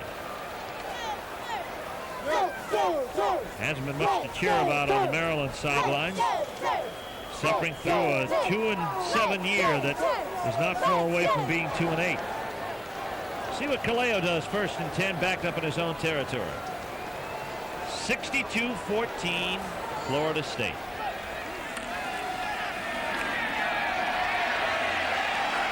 Here comes Kaleo, and he has the first down. Mark him out of bounds at the 21-yard line. It's a nice greeting from Reggie Freeman on the sideline. You can bet if this game was a little closer, that wouldn't have been some sweet words there. Kaleo, you know, he's been chased around by just about everybody. Guys like Freeman have gotten to him, and they're looking around saying, okay, you know, get back in there, you know, try something new. Whatever you can do, we'll take it. Looked like the second fumble Ruski of the day. Does Kaleo push it out to the 30-yard line or what? Maryland has pulled out a few pages in their playbook, and now they're going to be called for illegal motion. See, the reason I bet they called that is because the first time the refs didn't even see it. You know what I mean? I mean, we missed that play the first time. The refs say, okay, listen, we finally caught you doing it again, and you had some motion on it. Charlie Ward, the apple of everybody's eye today. He's done an outstanding job for Florida State. We'll not see him again this afternoon, likely. But in the 2.5 quarters of play that he did log in this game, he did enough damage. Over 500 yards in total offense. Kaleo looking at 1st and 15. Kaleo shovel pass.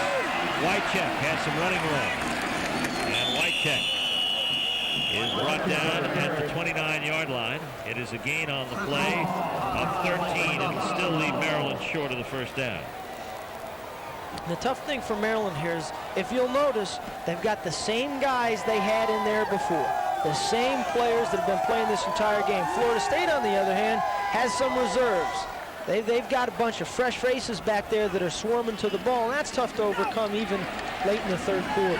2nd and short. Kaleo, a long count, hands off to Wycheck, and he surges ahead for the first down. Has it out to the 34-yard line. Roberson and Derek Alexander meet him there. Wycheck putting the finishing touches on an outstanding career. Well, actually, he's a junior, so he'll have another year. 3rd team All-ACC a year ago, as you look at John Kaleo. No huddle. 1st and 10 at his own 33-yard line. Still just under 3 minutes left to go here in the 3rd. Kaleo throws complete, runs it. Upended at midfield and into Florida State territory at the 47-yard line. Making the tackle, Devin Bush. Dan Prunsick, he's kind of the epitome of this Maryland team. He's made the most out of his talents. He's a guy that won't give up, a gutsy receiver, gets there into the middle. And I tell you what, every time we've seen him, Steve, he's been hit. Every single time he's caught a pass, he's caught a pop. Kaleo at midfield, 1st and 10. Trying to get vertical, now running for his life. DeAndre Clark chasing him, Derek Brooks. Make sure he doesn't go more than a yard. Funny, as soon as Kaleo made it out to the outside, he saw Derek Brooks zeroing in on him and thought to himself, there's no way. I already got popped by him once. I'm not going to let it happen again. Charlie Ward, there you see what he's done today. He's not even sweat. He hadn't even sweated. I bet he hadn't break a sweat today. It's too cold to sweat, Jess. It's a track cold here. That's right. Basketball practice is not far away. Matter of fact, it's underway November 1st. Saw Pat Kennedy up here in the press box for Florida State. He, of course, Charlie Ward, 2 sports star. Frank Wycheck, flattened for a loss on the draw play at his own 49-yard line. Ward has had impact in the ACC in 2 sports, and that is not easy in this conference. As you look at Todrick McIntosh. You know, there have been a couple of players, Deion Sanders and guys like that have played, Bo Jackson played both baseball and football. I wonder if you'll have a guy like a Charlie Ward that might be able to play some basketball as well as football. got the leadership skills. He has the ability. Not afraid to shoot the ball either. Here comes Kaleo looking at third down, trailing 64-14. His pass for Richie Harris is almost picked off by Tommy Henry. 1:31 left to go in the third. 62-14. Florida State in the lead. That's something that Maryland has needed to do in this game that they just haven't been able to do. They haven't been able to loosen the Florida State defense up deep, which means that Florida State's just teed off on them and cornered them up in every place they've tried to gain some yards. Here's DeArmas to punt the ball away. Corey Sawyer deep. And he'll get away from that if he can. And it's out of bounds at the 13-yard line. Well, Jess, you talked earlier about the fact that Maryland was only going to get maybe 4 or 5 golden opportunities for big plays. They've cashed in on one. That was Jermaine Lewis's touchdown pass. But when it mattered in this ball game, they weren't able to get any. And that was big for them, because what you saw was when they had a couple of big plays, a long pass to Richie Harris, a chance for an interception by Ron Reagan, they couldn't come up with those, and those happened at times when they needed to change the momentum of the game. What happened is they missed those opportunities. Things just went south on them. There's Felix Harris, and he is hit and thrown for a loss in the backfield by Ron Reagan. You see Scott Rosen lift his hands up and say, finally, we tackled one of these guys. We had a chance to do it, and we tackled him. You see the pitch, the swarming defense, Ron Reagan's there, fights off the block, trips him up. You see Rosen lifts his hands, and he says, we got it. We finally got these guys for a loss. It took us almost 4 quarters, but we finally corralled one of these running backs. And we're finally in the final minute of the third period. Second down and 16, Florida State back at their own 7.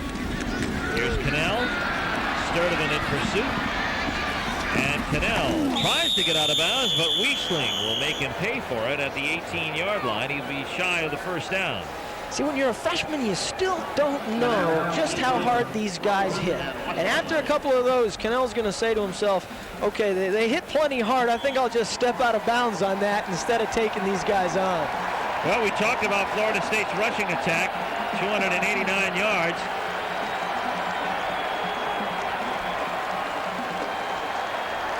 As you see Cannell come out. Just had a fan parade in the end zone. He's going to be escorted from the stadium. Homecoming. He's looking for his home. You saw Scott Cannell say to his guys, hey guys, does that happen very often when you're out here? He hasn't been out on the field very much, and thinks to himself, you know, gosh, there are guys running around here. What's the deal? I thought it was only for guys with helmets. You probably thought it was the final minute of the fourth quarter. It's not. It's still in the third. Pierce is the ball carrier for Florida State. That is Jason Pierce, the fullback. We're going to get 2 and 3 deep here on both teams into this fourth quarter. Rod Daly calling the penalty. Holding call against Florida State. We'll back it up to the 10-yard line. 29 seconds left to go here in the third. Florida State rolled to a 42-7 halftime lead. They were tied once at 7. I know it's hard to believe, but that actually did happen. We have witnesses. And then Florida State took off on the strength of Charlie Ward's superlative performance. Time running out here in the third. 62-14, Florida State. Cannell the throw on third down. Looking long and overthrows his intended receiver, Shannon Baker. Clock stops with 2 seconds left to go. Here in the third quarter.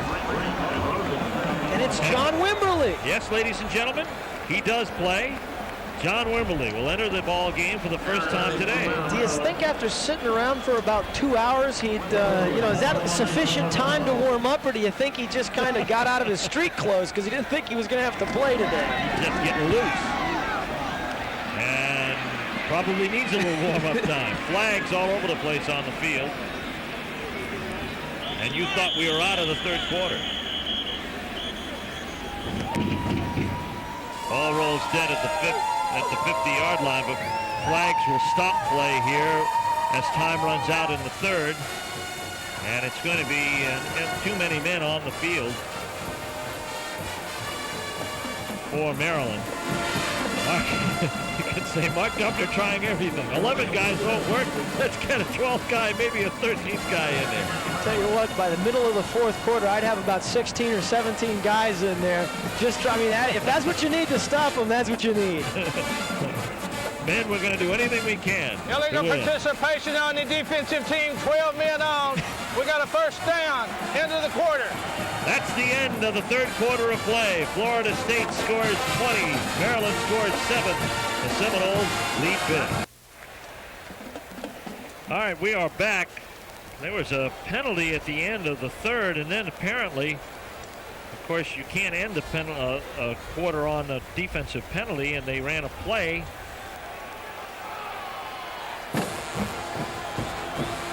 John Wimberly made out of that little transaction probably the worst than anybody. He had to be waking up, and his play didn't even count. He had to punt, it didn't even count. Nope. So Florida State, the result of it is that Florida State gets the football back, and they have it at their own 35-yard line. Wimberly's play doesn't count. Cannell has to come out. We've got a new quarter to go. First and 10 at the 36-yard line. Here comes Felix Harris. Looked like he had a notion to throw it, and Reagan is going to pull him down along with Sturdivant. Reagan and Sturdivant pull the ball carrier down. Florida State, ACC champions with their win over Virginia last week, and they have put some nice frosting on the cake here this afternoon. They lead Maryland by a score of 62-14. And watch this. North Carolina State in the fourth. They're going to throw that hex right out the window, and Clemson will stop North Carolina, or at least is stopping North Carolina. They're in the third. Georgia Tech leading Baylor, an important game for the Yellow Jackets bowl hopes, and Louisiana Tech still leading South Carolina. Cannell gets the screen pass out to Felix Harris, and he's got some running room. Lewis shakes off a block by Dealey and then brings him down at the 42-yard line. Aaron Dealey's done a tremendous job of blocking. He had a block on the one long run, and he does it again here. He's number 7. He's out in front. You watch him there at the bottom of your screen. He's just fighting. He's just fighting. Gives him some extra time. Gives Felix Harris a little bit of extra time to make a few extra yards. First and 10, Florida State, Maryland territory at the 37. 62-14. Florida State in the lead. They've led just about all the way. Here comes Harris. Down to the 36-yard line. Elsewhere, Florida at halftime leading Southern Miss. Shane Matthews having a nice day. Syracuse winning big now over Virginia Tech. They're in the fourth. And Vanderbilt leading Kentucky in the third. Kentucky's bowl hopes took a shock last week in Mississippi. Second down now and 9. Florida State at the Maryland 36. Cannell gives to Pierce. And Jason Pierce, the backup fullback, gets up to about the 32-yard line. Wood in on the tackle, as well as Colvin and Dave Malone. Bobby Bowden, you really got to respect him for this. You know, they've been running fake reverses and going deep and doing this and doing that. And finally, they're kind of, you know, I think saying, okay, we're gonna gear it down a little bit here. It's 62-14, and we're gonna, you know, we're not gonna beat up. We're not gonna continue to beat up on these guys. We're gonna run some clock. Inside handoff. On his way, this is Crockett. Crockett for the touchdown. Zach Crockett. A burst of speed and carries him all the way down from 28 yards out. Florida State is one of the few teams in the country that can gear down, say, okay, we're going to run it up the middle, and have people that are second and third teamers like Zach Crockett that can break 28-yard touchdowns. Just the depth is incredible. 32-yard run officially for Crockett. Mowry's point after is good. And Florida State nears the 70 mark. They lead it 69-14 with 12:49 left. Back in Tallahassee, Steve Martin, Jess Atkinson, and the Florida State Seminoles having a party at homecoming, 69-14. See, they want to keep the tomahawk chop here, and they should get credit for it, obviously. Here is Jermaine Lewis. Lewis headed down the sidelines, and Corey Sawyer drives him out at the 37-yard line. Let's take a look at the touchdown by Zach Crockett. Zach Crockett coming at you, the quick hitter. He's by the linebackers before they know what hit him. Makes a nice little move there, and he is gone. Touchdown number 10. 10. They've scored 10 out of 11 times that they touched the football. Only the first half clock could stop them. 1st and 10, Maryland. Scott Milanovich, new quarterback into the ball game, the redshirt freshman. Highly prized recruit. Is in there for the Terrapins. Out of the shotgun. Running for his life. Gets greeted into this ball game as he intended to pass for Jermaine Lewis. Now, if you're wondering about points scored in an ACC game, the 83 points you see on the scoreboard, however temporary it might seem, is not a record yet. It pales in comparison to the 106 points that Clemson and Wake put up on Halloween Day, 1981. Clemson winning 82-24. I think Florida State's got that in their sights just by themselves. That's right, Milanovich. Pass is intended for Lewis, and it is complete. Let's see where the mark is. It's going to be shy of the first down, I believe. By about a half a foot at the 47. We're going to have our first measurement, or are we? Rod Daly wants to call this a first down. There's Milanovich's record on the season. Pretty tough battle between he and John Kaleo at the start of the season. They decided to go with Kaleo. Milanovich, he's got 3 more years after this. A tough kid. I think one of the reasons that Kaleo became the quarterback was because you had to, the offensive line had some troubles early. You had to have somebody back there that was mobile, that could make something happen, that could get away from the rush. And Milanovich just isn't as fast as Kaleo. He's a good drop-back passer, sees the field well and all that kind of thing. But, I mean, kind of what you needed was somebody that could run for their life and make something happen. Well, Kaleo had experience in junior college playing the run and shoot as well. So that played into his favor. They're having fun here at homecoming. It's a cold day here in Tallahassee. Our game time temperature was 45 at kickoff, and it hasn't improved much since then. 3rd down and inches for Maryland. Scott Milanovich will call his own number and get the first down, 2 yards shy of midfield. If Florida State, well, when Florida State gets the football back, we think there may be even a 3rd quarterback waiting in the wings. Maybe a running back or two that might take over at quarterback. You think they're that deep? Mike Heath may be the next man in. He's been warming up.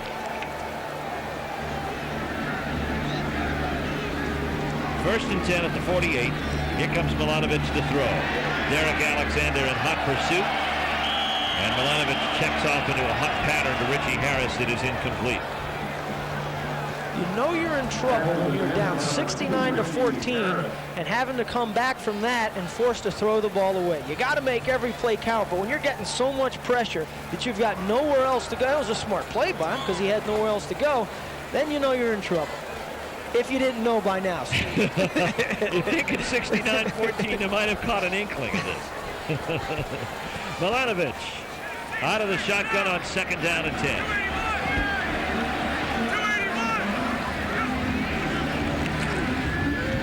Here's the screen to Harris. They've used it 4 times, and this time it doesn't work that well. DeAndre Clark and John Davis make the stop on Richie Harris for a loss of about a yard, actually, to the 46-yard line. This time, DeAndre Clark, there was no fooling him. He had seen it before. He was on the bench, of course, when they ran it last for the touchdown, but he wasn't about to be fooled. He saw the fake one way. They came back the other way, got himself back there in order to make the play. 3rd down coming. Maryland trailing 69-14. Milanovich.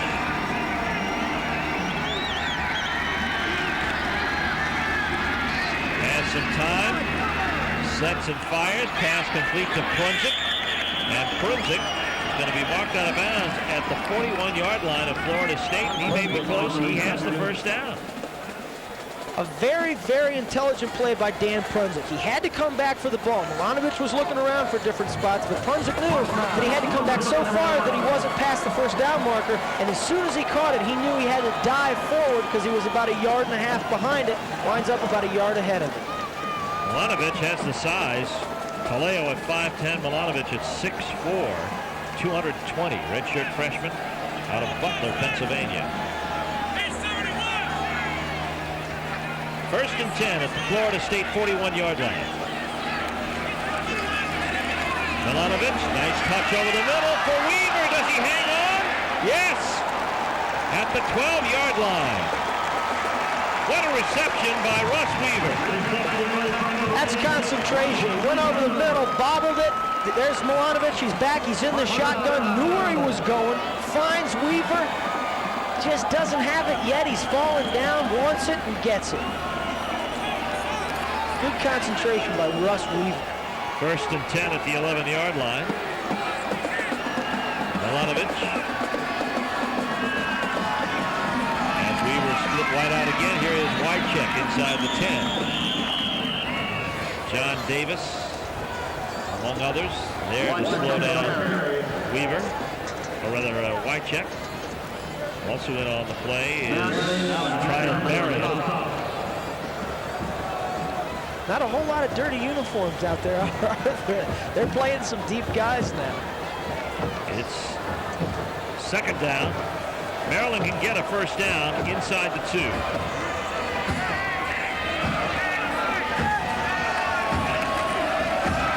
Here's Lewis trying to get around the corner. And he is slowed down and thrown back to the 9-yard line. In there on the tackle, number 16, Richard Coe. Renegade and Chief Osceola staying in practice. Renegade seems amused by it all.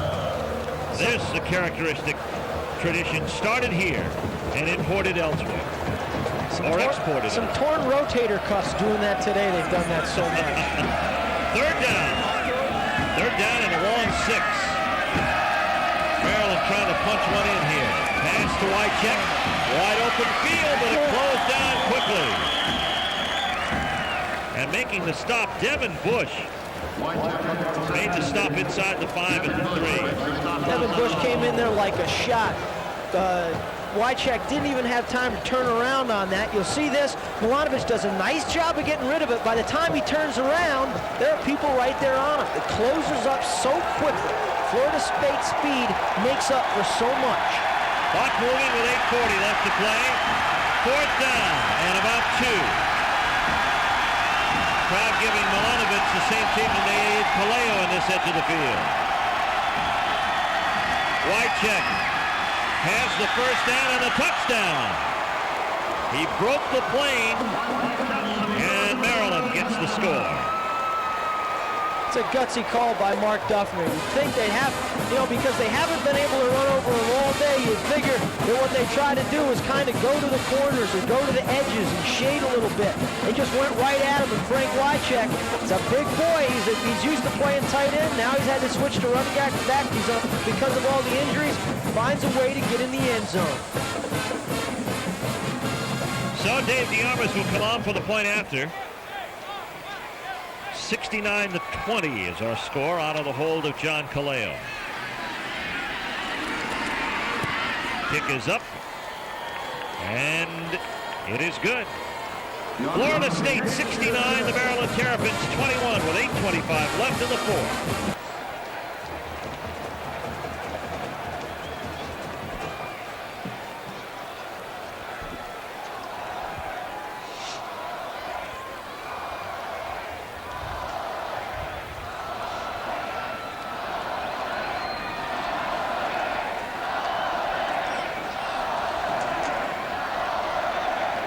Welcome back to Tallahassee. Steve Martin, Jess Atkinson. On site as Florida State has measure of Maryland 69-21. Frank Wycheck's score puts Maryland into pay dirt here with 8:25 left to go in the fourth quarter. Several records are about to fall, as you would imagine, in a game with these many points. Dave DeArmas getting set to kick it away. William Floyd's under it at the 22. Floyd changes direction. It gets out to the 32-yard line. Our Schlitz Malt Liquor Genuine Draft Game Summary shows John Kaleo with tons of yardage today, 262 and 2 touchdowns. Dan Prunzik has a career-high 8 receptions, but Florida State was able to keep Kaleo's favorite receiver, Marcus Badgett, quiet today. Florida State, on the fine performance of Charlie Ward, scored 10 out of 11 times, 87 yards total offense. New quarterback in the game is Mike Heath. We knew those number changes they sent up at halftime would come in handy. Mike Heath, the new quarterback for Florida State, the third one today. And we have whistles all over the place and possibly a play clock violation here. Looks like delay of game. Dead ball, delay of game on the offensive team. First down. Final score coming away from Charlottesville, Virginia. North Carolina State will prevail over the Virginia Cavaliers 31-7. And that keeps NC State in the hunt for that second spot in the ACC. And Clemson is leading North Carolina in the fourth with 12:46 remaining. Major turn of events there, and the Wolfpack doing well. Here's Felix Harris out to midfield. Harris, the senior backup fullback, out to over midfield to the 49-yard line of Maryland, to be exact. So the ACC conference race, although Florida State has won it, and now remains on track for a Tier 1 bowl. Felix Harris had a heck of a day today. He picks out his spots. You know, it just hasn't gotten any easier for the Maryland defense. You know, I wouldn't doubt it. I mean, you might talk about maybe 1,000 yards of offense today by Florida State. Well, they're up at 787, and these two teams have already combined for a record combined yardage. Get out your calculator. I don't know if I think those numbers are too big to add up just without a calculator. Well, they're up close to 1,250 yards of total combined offense for these two teams this afternoon. Second down and 2, 7:30 left to go. The clock is moving. Heath hands off to Harris. And Harris gets up to the 35-yard line. Brought down by Rich Phoenix and Raphael Wall. And Doug Lawrence helping out on the play as well. So it'll be first down for Florida State as Mike Heath moves his club upfield. You're talking about the conference. Next week, the Terps have to go against Clemson, and I mean, there's no rest for the weary, especially after playing a game like that against North Carolina. Here comes Zach Crockett, who just scored a touchdown a while ago. He goes straight ahead. Deeper still in the Maryland territory at the 28-yard line. Clock shows 6:54 left. Our score, Florida State 69, Maryland 21. Florida State jumped up early, 7-0 on Charlie Ward's 9-yard touchdown run, and Maryland tied it, and then Florida State had a run of 49 unanswered points before Maryland would score again. Second down and 3. Here is Harris. Has the first down. And he's brought down by Phoenix at the 24-yard line of Maryland. Youngster enjoying homecoming. There you see the far end of your screen, the continued construction here at Dove Campbell. And all of the Maryland players who are itching to get in to this final 7 minutes of play. Itching to get in the bus. First and 10, Florida State at the Maryland 24. Here's Harris. Escaped one tackle, but he'll escape no more as Dave Marone and company stop him at the 23. It's a gain of 1. So you look at the conference situation, as Bobby Bowden thinks on, they're still on target for a Tier 1 bowl with 2 games remaining in the coalition. North Carolina State, the second place team in the conference, still online for a Tier 2 bowl, the Gator Bowl or something of that level. And then Georgia Tech, Virginia, and North Carolina battling it out there for that third spot, which automatically goes to the Peach Bowl. Let's take a look at our players of the game. Easily for North Carolina, or rather for Florida State, it is Charlie Ward with an outstanding performance, accounting for over 500 yards of total offense, and Dan Frunzik from the University of Maryland. Our Exxon Supreme Team players of the game, on behalf of the Exxon Supreme Team players of the game, Exxon will donate $1,000 to the Atlantic Coast Conference to be distributed among the member institutions under a conference-approved plan. There's Charlie Ward. Florida State grinding it out here as we while away the final moments of this one. Zach Crockett inside the 25 to the 23-yard line. Brings up 4th down and about 9, and Florida State will just continue to hold on to it. They're not going to kick a field goal. They're just going to run out this play. Still a little coaching going on, though. You know what I mean? You got young players playing, and it's a chance for them to learn. So the coaches, just because this game's out of reach doesn't mean the coaches don't quit coaching. There, and the runners don't stop running as Felix Harris gets inside the 5-yard line down to the 3. Harris, a gain of 20 on the play. Halftime, Baylor has kicked a field goal to step out in front. And South Carolina coming back, looking for their 4th straight win as they lead in the 4th at Columbia against Louisiana Tech.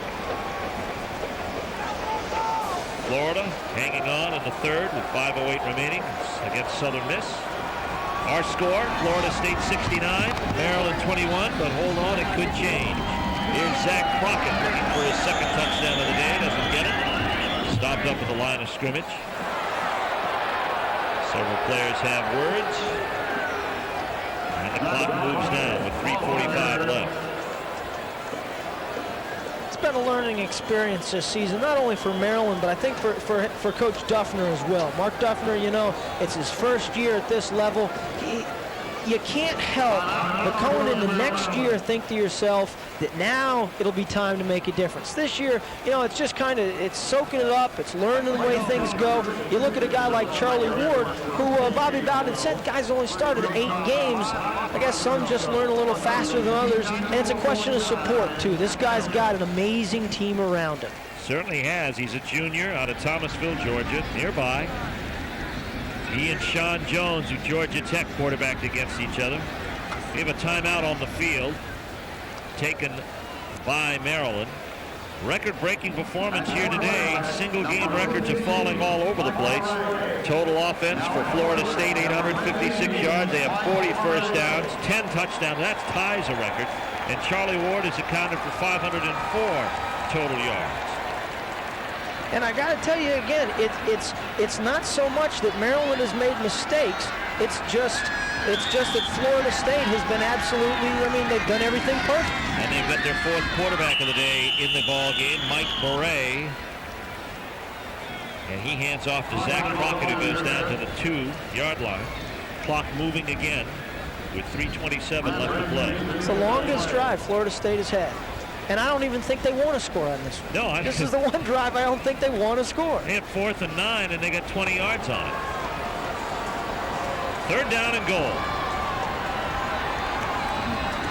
Felix Harris tries for the end zone and doesn't. And now it becomes a thing of pride for Maryland. 4th down coming up and goal to go from the 2-yard line. 2:57 left to go. The clock moves on. Would you think this is a man down 69-21? No. I mean, he does not quit ever. He is not in his vocabulary, as they say, but I mean, there's a difference between just not quitting and actually going out and making a difference. It doesn't get cold either.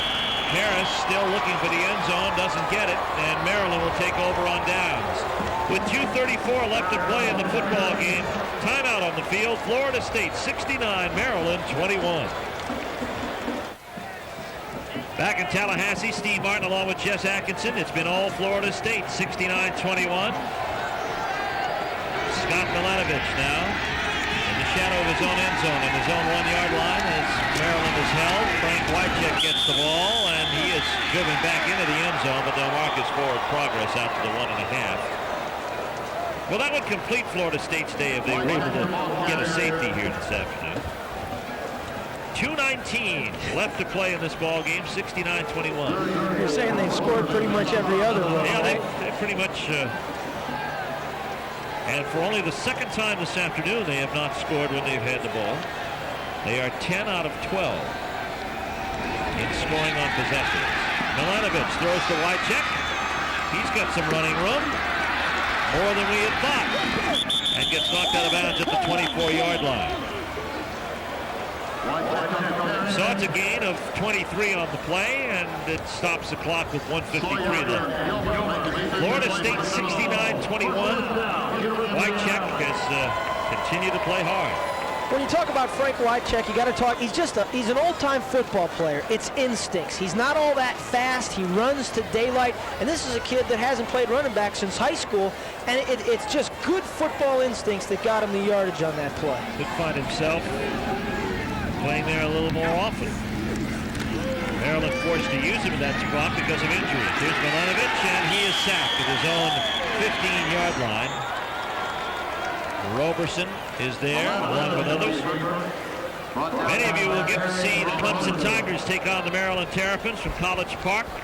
Check your local listings for the game in your area, because if you don't see that, you'll see the Duke Blue Devils take on the revitalized Wolfpack of North Carolina State from Carter Finley Stadium at high noon on most of these same stations.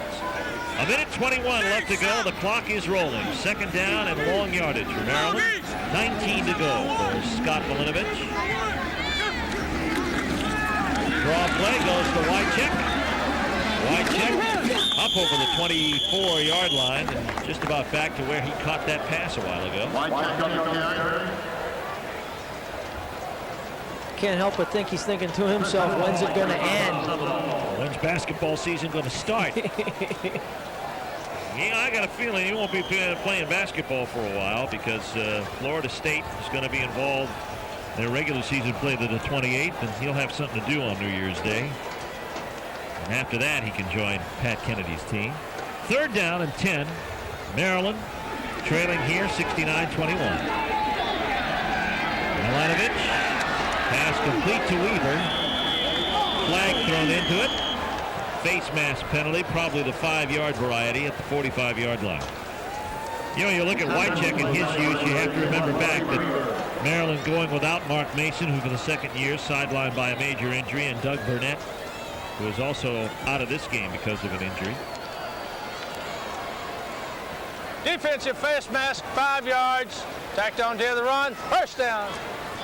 It's amazing to think that going into this season that Maryland was probably deeper at running back than any other position on their football team, and they would wind up with a guy who was a tight end H-back type of guy playing running back, just simply because everybody had gotten hurt. Maybe down to the last play of this football game. Maryland with Scott Milanovic looking at 1st and 10. The draw play goes to Wycheck. He's in Florida State territory at the 46. 8 seconds, clock running, and there'll be not another play in this football game, as Florida State has conquered Maryland by a score of 69-21. The Seminoles make it complete. We'll be back to wrap it up right after this. The Florida State Seminoles conquer the Maryland Terrapins this afternoon. The final score is 69-21. We'll be back with a final word after this word from your local ACC stations.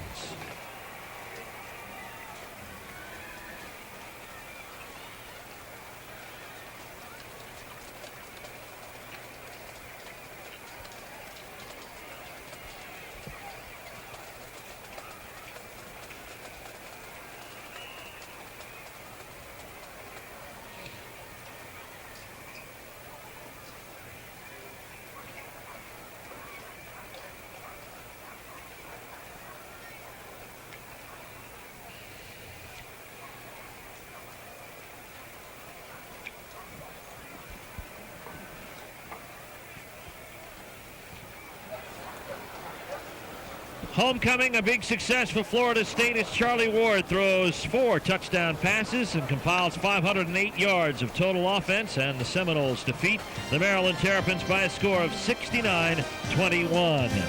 Announcers wardrobe provided by S&K Menswear. Jefferson Pilot Sports production staff outfitted by Champion Products. You've been watching Jefferson Pilot Sports exclusive coverage of Atlantic Coast Conference football. For Jess Atkinson, I'm Steve Martin saying good afternoon from Tallahassee. Florida State wins it 69-21.